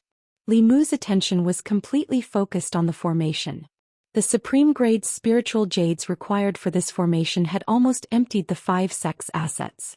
If it failed, they would not be able to set it up again in a short period of time. Fortunately, the next scene did not disappoint Li Mu. Above their heads, a dense whirlpool gradually appeared. Strands of unknown energy were attracted from the other side of the whirlpool and drilled into the bodies of the people in the formation. In the next moment, a magical scene appeared. The Grand Supreme Elder's white hair gradually turned black. The frowns on their faces lessened and the spots disappeared. The lethargy and death aura on their bodies also gradually disappeared. Outside the formation, everyone's breathing began to become heavy. How could any cultivator resist the temptation of having an extra 60 years of lifespan? Everyone's attention was on the Grand Supreme Elders. Only Li Mu's gaze was fixed on the slowly disappearing spatial vortex in the void. The energy that allowed the Grand Supreme Elders to reverse time was something he had never seen in the real world.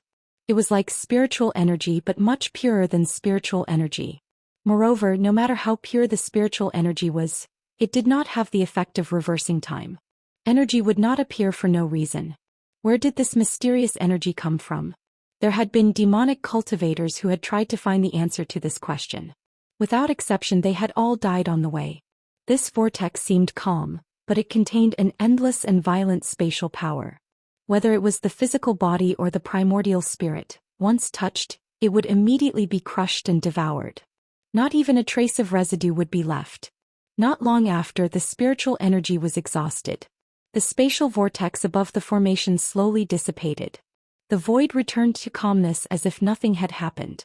However, the 10 Grand Supreme Elders sitting cross-legged in the square had undergone a great change.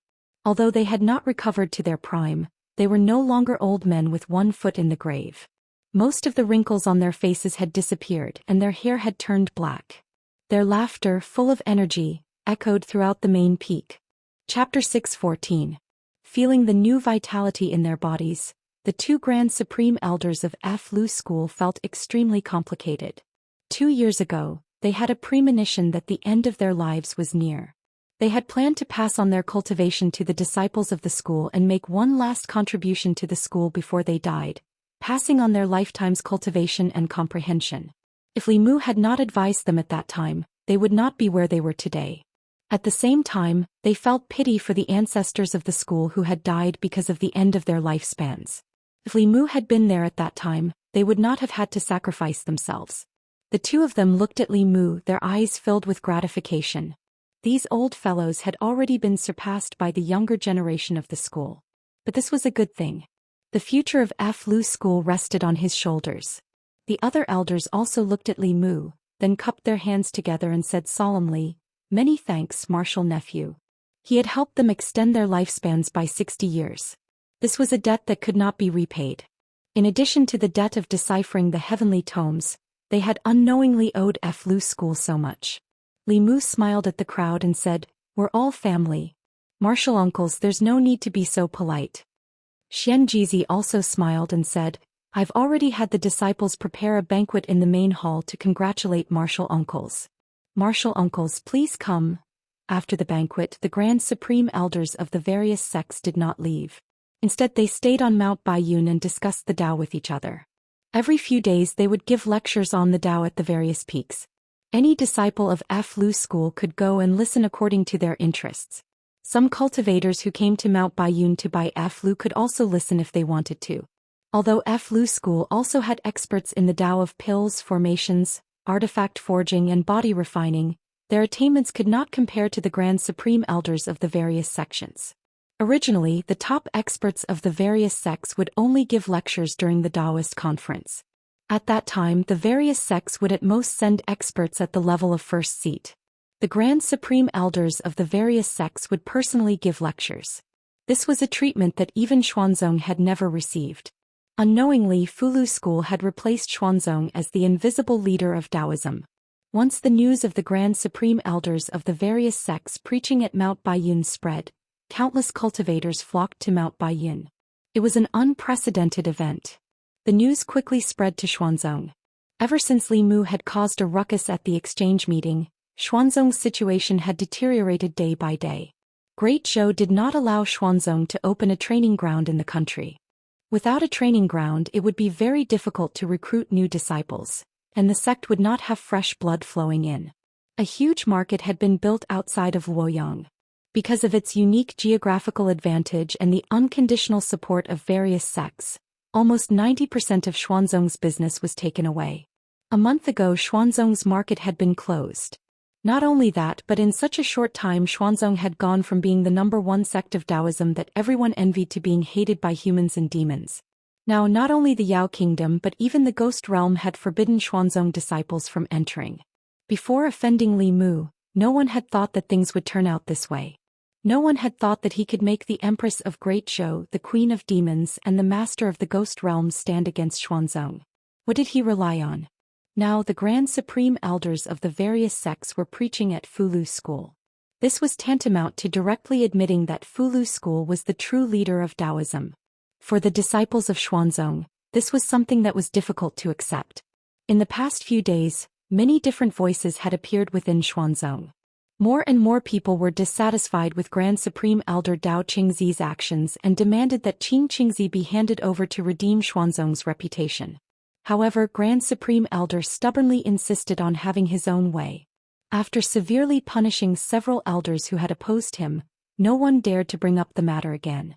On the surface, Mount Penglai appeared to be peaceful, but everyone knew that Xuanzong was no longer the Xuanzong of the past.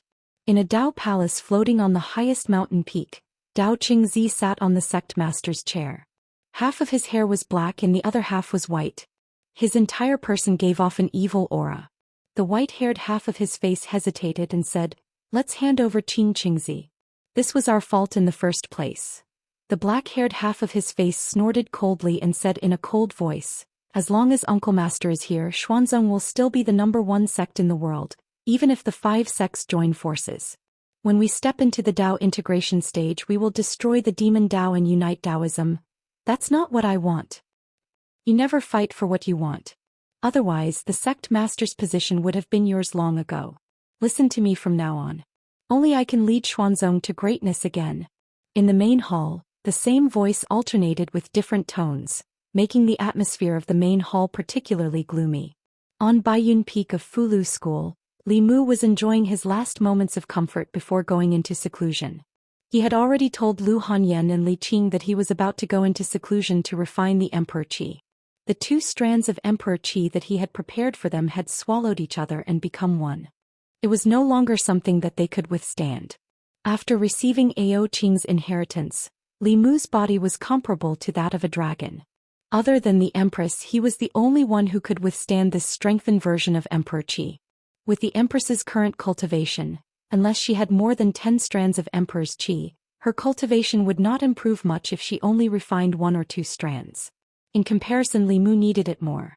Li Mu didn't choose Baiyun Peak as the location for his seclusion. Instead, he chose Shendu.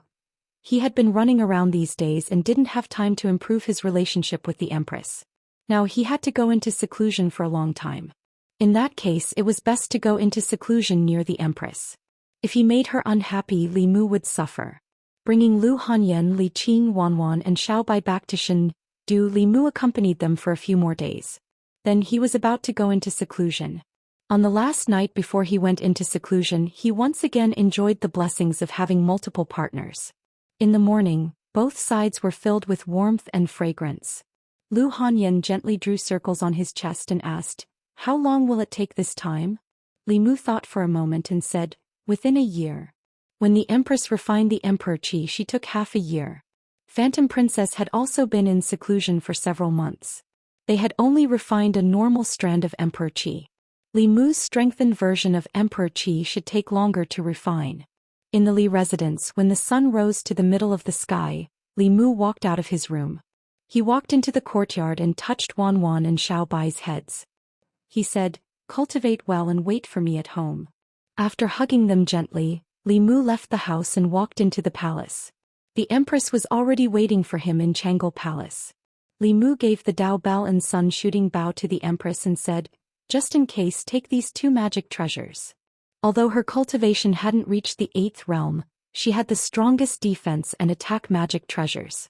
Even if the 3 patriarchs of the demonic way came, they couldn't do anything to her.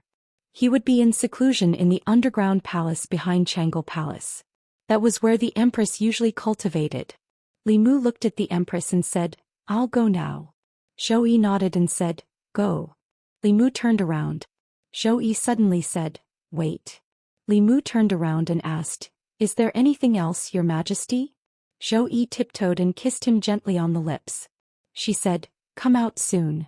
At the entrance of Changle Palace, Linglong saw this scene and suddenly blushed. Mr. Mei glanced at her and asked, "Why are you blushing?" Princess Linglong clasped her hands together and said excitedly, "I don't know, but I'm just happy." Ridiculous. Lord Mei no longer paid any attention to her.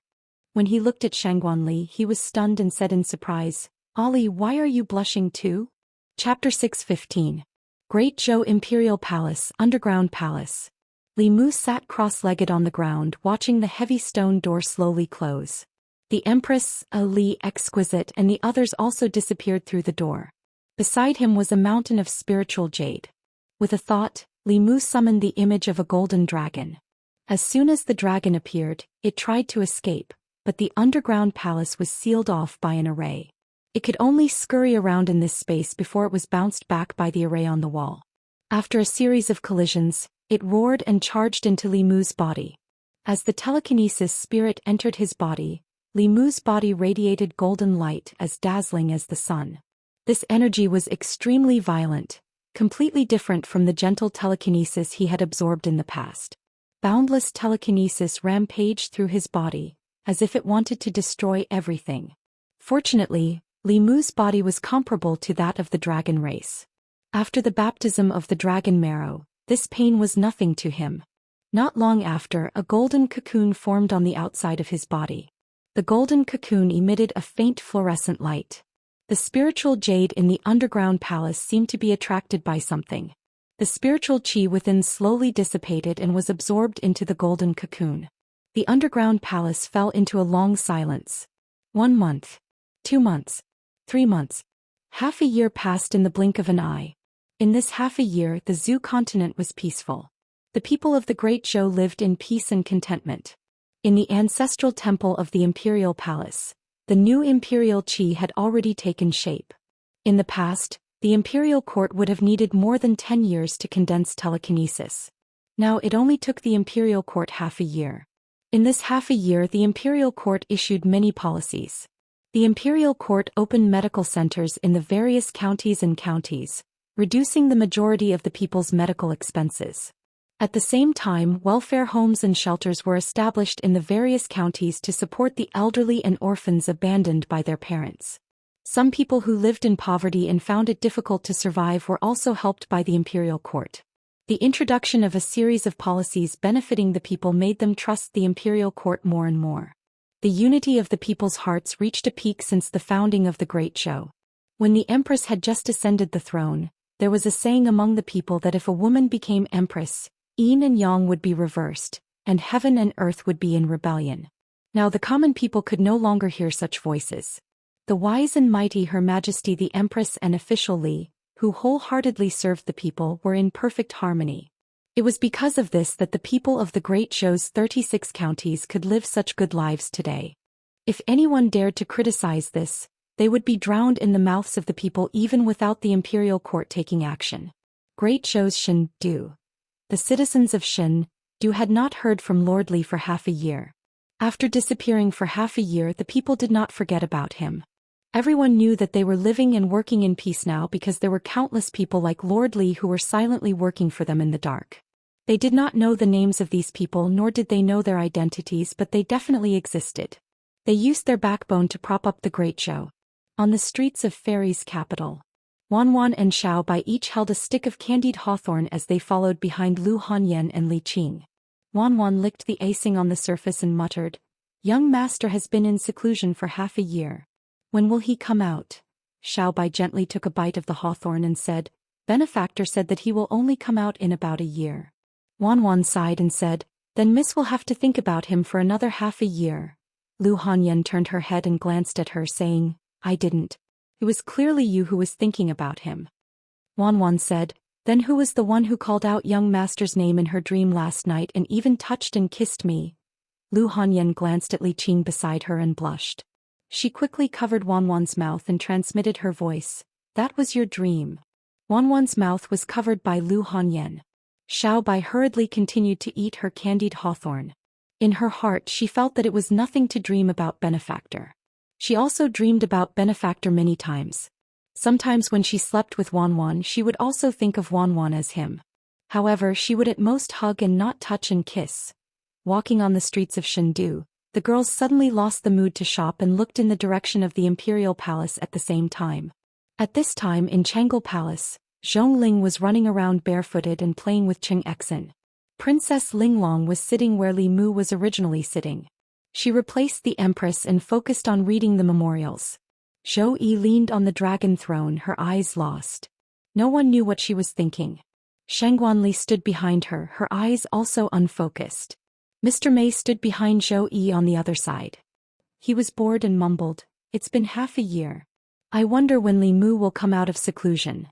Without Li Mu, the imperial palace was extremely quiet. In this half a year, the empress and Ali's smiles had decreased. She also felt that everything was boring. The atmosphere in Chang'an Palace was quiet and cold. Until a certain moment, a powerful aura suddenly appeared and rushed into the sky from underground. At this moment Zhou Yi looked up. A long-lost smile finally appeared on her face. At the same time, all the people in Shen-Du felt their hearts suddenly palpitating. All the cultivators, no matter what they were doing, looked up immediately with shock. What a powerful aura! It seems like someone broke through. It's the aura of a breakthrough. Such a powerful aura. Is it a breakthrough to the 6th or 7th level? The aura coming from the imperial palace shook Shen-Du. The deans of the 4 academies also felt this aura immediately. 4 streaks of light flew into the sky and gathered together. An old man asked, "It's him?" Another middle-aged man said, "It's him." A middle-aged scholar said, "Other than him, who else could it be?" The 4 of them were familiar with this aura. When the Empress refined the Emperor aura and broke through, they had already seen it once. The difference was that this aura was even stronger than the Empress back then. Although most people didn't know, it wasn't a secret to them that the Empress had given the mature Emperor aura in the ancestral temple to Li Mu. As the deans of the 4 academies, one of their responsibilities was to protect the Emperor aura from outsiders. Logically speaking, even if the Empress didn't return the Emperor aura to the Shao family, she should have passed it to the Great Zhou ancestral temple. However, when the Empress gave the Emperor aura to Li Mu, they didn't stop her. Firstly, the Great Zhou was where it was today because of the Empress and Li Mu. This Emperor aura was also nurtured and condensed by them. They had the right to decide what to do with it. Secondly, the Empress's strength had soared in the past 2 years. Even if the deans of the 4 academies worked together, they were still no match for her. Whether it was power or strength, she stood at the peak of the Great Zhou. Although Li Mu was a subject, he was only 1 title away from the Empress. It was indisputable that he had inherited the Emperor aura. The 4 of them looked at each other and flew to the imperial palace to congratulate her. The 4 deans were of noble status. They didn't need to announce their entry to the imperial palace. As soon as they entered Changle Palace, they saw 2 figures hugging each other tightly. In an instant their expressions became awkward. Although there were some things that everyone was well aware of, it was the first time they had seen it with their own eyes. When Zhou Xian and Li Mu hugged each other, they were facing the door of the hall. Zhou Xian raised her head and frowned. The 4 deans' hearts skipped a beat and they immediately retreated. Not long after, the Empress's voice came from inside the palace. "Come in." The 4 of them walked into Changle Palace again and saw the Empress sitting majestically on the dragon throne. A young figure stood in the palace. The 4 deans clasped their hands awkwardly and said, "Congratulations, Lord Li, congratulations, Your Majesty." Chapter 616. In the past, the 4 academies could suppress the imperial power. Now the 4 deans could only lower their heads before Li Mu and the Empress. The Empress Cultivation had reached the peak of transcendence. If she really fought, she wouldn't be weaker than Xianming. 1 strand of Emperor Qi could make a 5th realm cultivator reach the 7th realm. 2 strands of Emperor Qi not only allowed Li Mu to transcendence, but his spiritual power was also far stronger than normal 7th realm cultivators. Now if he met Xianming again, Li Mu could fight her without the sun shooting bow. The 4 deans were quickly sent away by the Empress. After not seeing each other for half a year, Zhou Yi wanted to find a quiet place to spend some time with Li Mu. However, she also knew that Li Mu didn't belong to her alone. She pretended not to care and said, "They should know that you're out. Go back first." Li Mu transmitted his voice, "Then I'll come find you later." Zhou Yi nodded and said, "I'll wait for you here." The 7th realm's divine telekinesis was enormous. Li Mu's divine telekinesis scanned the area and found several familiar auras on the streets of the divine capital. He formed a seal with 1 hand and appeared on the streets of the divine capital with just a thought. "Master! Savior!" Wan and Xiao Bai saw the figure that they'd been dreaming of for a long time suddenly appear beside them. However, they seemed to remember something and stopped in the air. They stood beside Li Qing and Lu Hanyan. Li Mu stepped forward and hugged them. He said softly, "Sorry for making you wait." A moment later, the family returned to the residence. Wan happily wanted to follow Li Mu into the inner courtyard, but Xiao Bai grabbed her wrist. Wan quickly realized something. She sat down at the stone table in the courtyard and rested her chin on her hands. She mumbled, "Xiao Bai, when do you think Master will realize that we've grown up?" Xiao Bai giggled and said, "I'm not in a hurry. I'll be Savior's person sooner or later anyway." Wan rolled her eyes at him and said, "It's because you're not in a hurry that the other fox got ahead of you. You're such a disgrace to the little fox. You should be more careful in the future." After the wedding, this was the first time Li Mu had been separated from them for so long. Absence makes the heart grow fonder. What happened next was naturally something that Wan and Xiao Bai had to avoid for the time being. Li Mu had obtained the dual cultivation technique from Ao Qing, and the Demonic Path's Heavenly Book came in handy this time. His cultivation had already surpassed Lu Hanyan and Li Qing by a lot. The process of dual cultivation did not improve Li Mu's cultivation much, but it was greatly beneficial to them. Dual cultivation was essentially a fusion of yin and yang. If one was stronger and the other was weaker, it would be beneficial to the weaker party. If their strength was similar, both parties would benefit greatly from it. When he and the Empress reached that stage, perhaps the opportunity for them to reach the 8th level would lie in dual cultivation. Although the 8th level was not the end of cultivation, it was far too difficult to reach the 8th level in today's world where spirit chi was so scarce. The path of advancement through normal cultivation had almost been blocked, and there were no shortcuts like emperor chi to take. It could be considered the ceiling of all cultivators. Dual cultivation was different from the matter between men and women. They had to guide yin and yang chi to circulate in their bodies at all times, which was extremely taxing on their divine senses. In less than 4 hours, the two women's divine senses were exhausted and they fell into a deep sleep.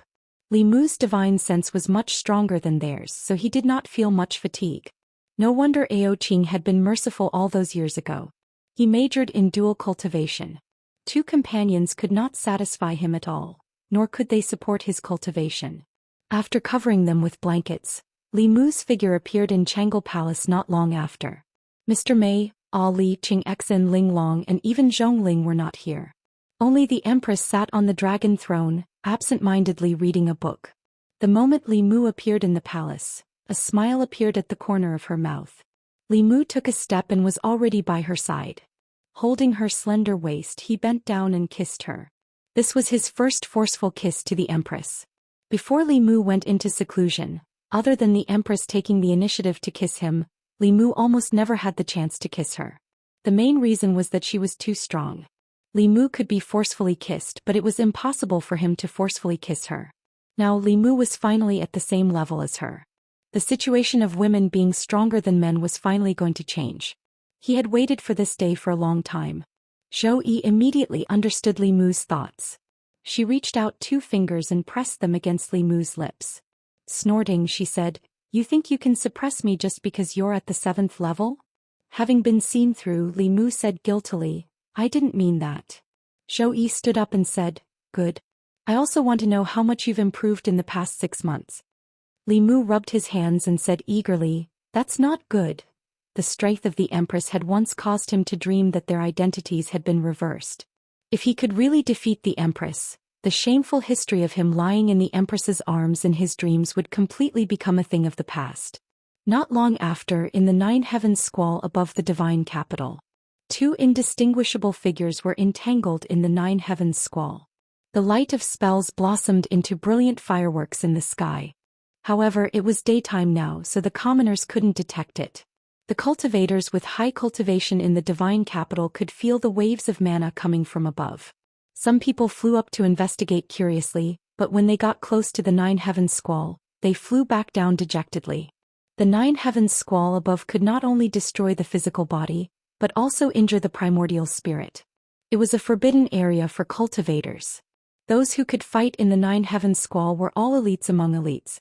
Just the aftershocks of a battle of that level could destroy their bodies and souls.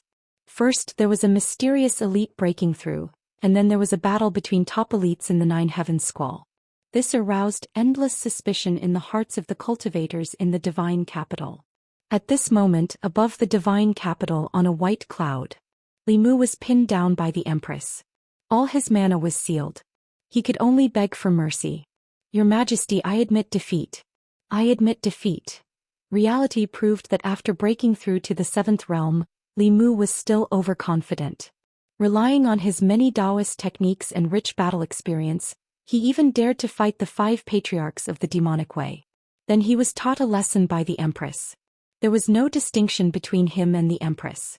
Apart from not telling her his background, the Empress also knew the remarkable Daoist techniques that he knew.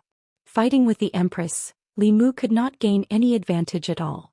While his transcendence energy far exceeded that of a newly ascended 7th level cultivator, there was still a considerable gap between him and the Empress. From the very beginning he had been firmly suppressed by the Empress. Now even his body was being pressed beneath her. Facing the Empress he could not take out the sun-shooting bow, so he could only admit defeat. Zhou Yi looked down at him and said indifferently, "If you want to suppress me, wait until your cultivation surpasses mine. With that she leaned down and kissed him domineeringly. Walking on the streets of the divine capital, Li Mu sighed softly. That dream of his would probably last for a while longer. The Empress was different from others. She was a woman and also an Empress. She was unwilling to be under anyone at any time, even if that person was Li Mu. If there was a forced kiss between them, then the one who had the strength to take the initiative would definitely be her. On the way back to the Li residence, Li Mu passed by a street corner. Suddenly he felt something and looked ahead. There was a flag erected at the corner of the street with the words, "Divine Strategy and Wondrous Calculation" written on it. A sloppy Taoist priest sat behind the flag, leaning against the wall and looking listlessly at the pedestrians on the street. Compared to when he first met the sloppy Taoist priest, the current him was filled with a thick aura of lethargy. More of his hair was white and brown spots appeared on his face. This was a sign that his lifespan was reaching its end. Looking at the sloppy Taoist priest, Li Mu could not help but sigh in his heart. When he first met the sloppy Taoist priest he was only a mortal. If it were not for his reminder, Li Mu would probably have died from the scattering of his 7 souls. Later, Li Mu recruited him into the department of worship and gave him a talisman of divine secrets, which allowed him to temporarily extend his lifespan. But now it seemed that he would not be able to break through before his lifespan ended. On the other hand, Li Mu had already broken through before him. Sometimes, the path of cultivation was just this cruel. At the corner of the wall, the scruffy old Daoist priest sensed something and looked ahead, catching sight of a familiar figure. Seeing Li Mu again, he subconsciously wanted to check his cultivation. But when he used his spying ability, all he could see was a cloud of fog. Shocked, he even jumped up from the ground and said with a trembling voice, You. Chapter 617. On the street corner of the divine capital, the slovenly Taoist priest stared at Li Mu as if he had seen a ghost. The first time he met Li Mu, he was just a mortal who had lost his 7 souls. At that time he was already at the peak of the 6th realm and was seeking an opportunity to transcend. He kindly reminded him. The second time they met, Li Mu had already stepped onto the path of cultivation. After that, every time he met Li Mu, his cultivation would become stronger. Until this time, even he could not see through Li Mu's cultivation. There were generally 2 reasons for such a situation. First, Li Mu had a magic treasure that could hide his aura and cultivation. Second, Li Mu's cultivation had already surpassed his. He subconsciously thought that it was the former. However, the feeling that Li Mu gave him was not the former. At this moment when he faced Li Mu, he even felt like he was facing the Empress of the Great Zhou. The slovenly Taoist priest stared at Li Mu and said in shock, You have already transcended. Li Mu did not know how to answer this question. The main reason was that reality was too cruel for the slovenly Taoist priest. If it was Li Mu, a mortal that he would not even look at a few years ago, had already surpassed him in cultivation, he would feel somewhat disappointed. Li Mu could say, It's just luck. So the person who broke through in the imperial palace was you. The slovenly Taoist priest had a complicated expression on his face. After a long silence he slowly said, You don't need to comfort me. I have lived for more than 2 decades. I have lived enough. I can't wait to be free. Li Mu looked at him and gently shook his head. He said, I obtained a life-extending technique from the demon sect. It can extend a person's life for another 60 years. Before he could finish, the Taoist priest looked at him in shock and asked, There's such a heaven-defying Tao technique? Li Mu nodded and said, Since we are fated to meet again today, I originally wanted to repay Senior's kindness in the past, but I didn't expect that Senior had already seen through life and death and wanted to be free as soon as possible. Since that is the case, then forget it. The slovenly Taoist priest hurriedly stepped forward and said, I'm just saying. Who doesn't want to live a few more years? Don't forget I saved your life. Li Mu did not forget about this. Even though he had used a heavenly fortune talisman to settle the debt between them, the debt of saving his life was immeasurable. The grand elders of the various sects had already extended their lives once. Next up would be people like the slovenly Taoist priest who were nearing the end of their lives but were still stuck at the peak of Zhou Xian, unable to reach the 7th realm. Compared to the grand elders of the 7th realm, the grand elders were only at the 6th realm, so they used less energy to open the formation. It didn't matter if the slovenly Taoist priest was there or not. Li Mu chuckled. He looked at the slovenly Taoist priest and said, "Go to Mount Baiyun and wait for me there." Watching Li Mu leave, the slovenly Taoist priest stroked his snow-white beard. Several years ago, when he was comprehending the great Tao on the streets of Xianxia County, he had never imagined that his impulsive reminder would be rewarded so richly today. In the past he had helped Li Mu. Today Li Mu had helped him. The cycle of karma was wondrous. Half a month later, Li Mu temporarily bid farewell to the Empress. He brought Lu Hanyan and Li Qing back to Mount Baiyun. At this time, the slovenly Taoist priest had already become a guest elder of the Fulu school. According to Xianxia, he had asked for it. The slovenly Taoist priest's strength was only below the 7th realm of the sect. Xianxia did not refuse such a person who was willing to join the Fulu school, and because of his relationship with Li Mu. Within the Talisman puppet sect, Violet Cloud Peak's Yuquanzi only had 10 years of lifespan left. Li Mu asked Xianxia to inform the other 4 sects, asking them to choose 2 first seats with the shortest lifespan. Once again they set up a grand formation to help them extend their lifespan by 60 years. In this way, the grand elders of the 5 Daoist sects would not be affected by their lifespans for the next few decades. On the main peak of Mount Baiyun, Xianxia looked at Li Mu and stroked the short beard on his chin. He said, "Since junior brother has successfully transcended, it is time for senior brother to give up the position of head teacher."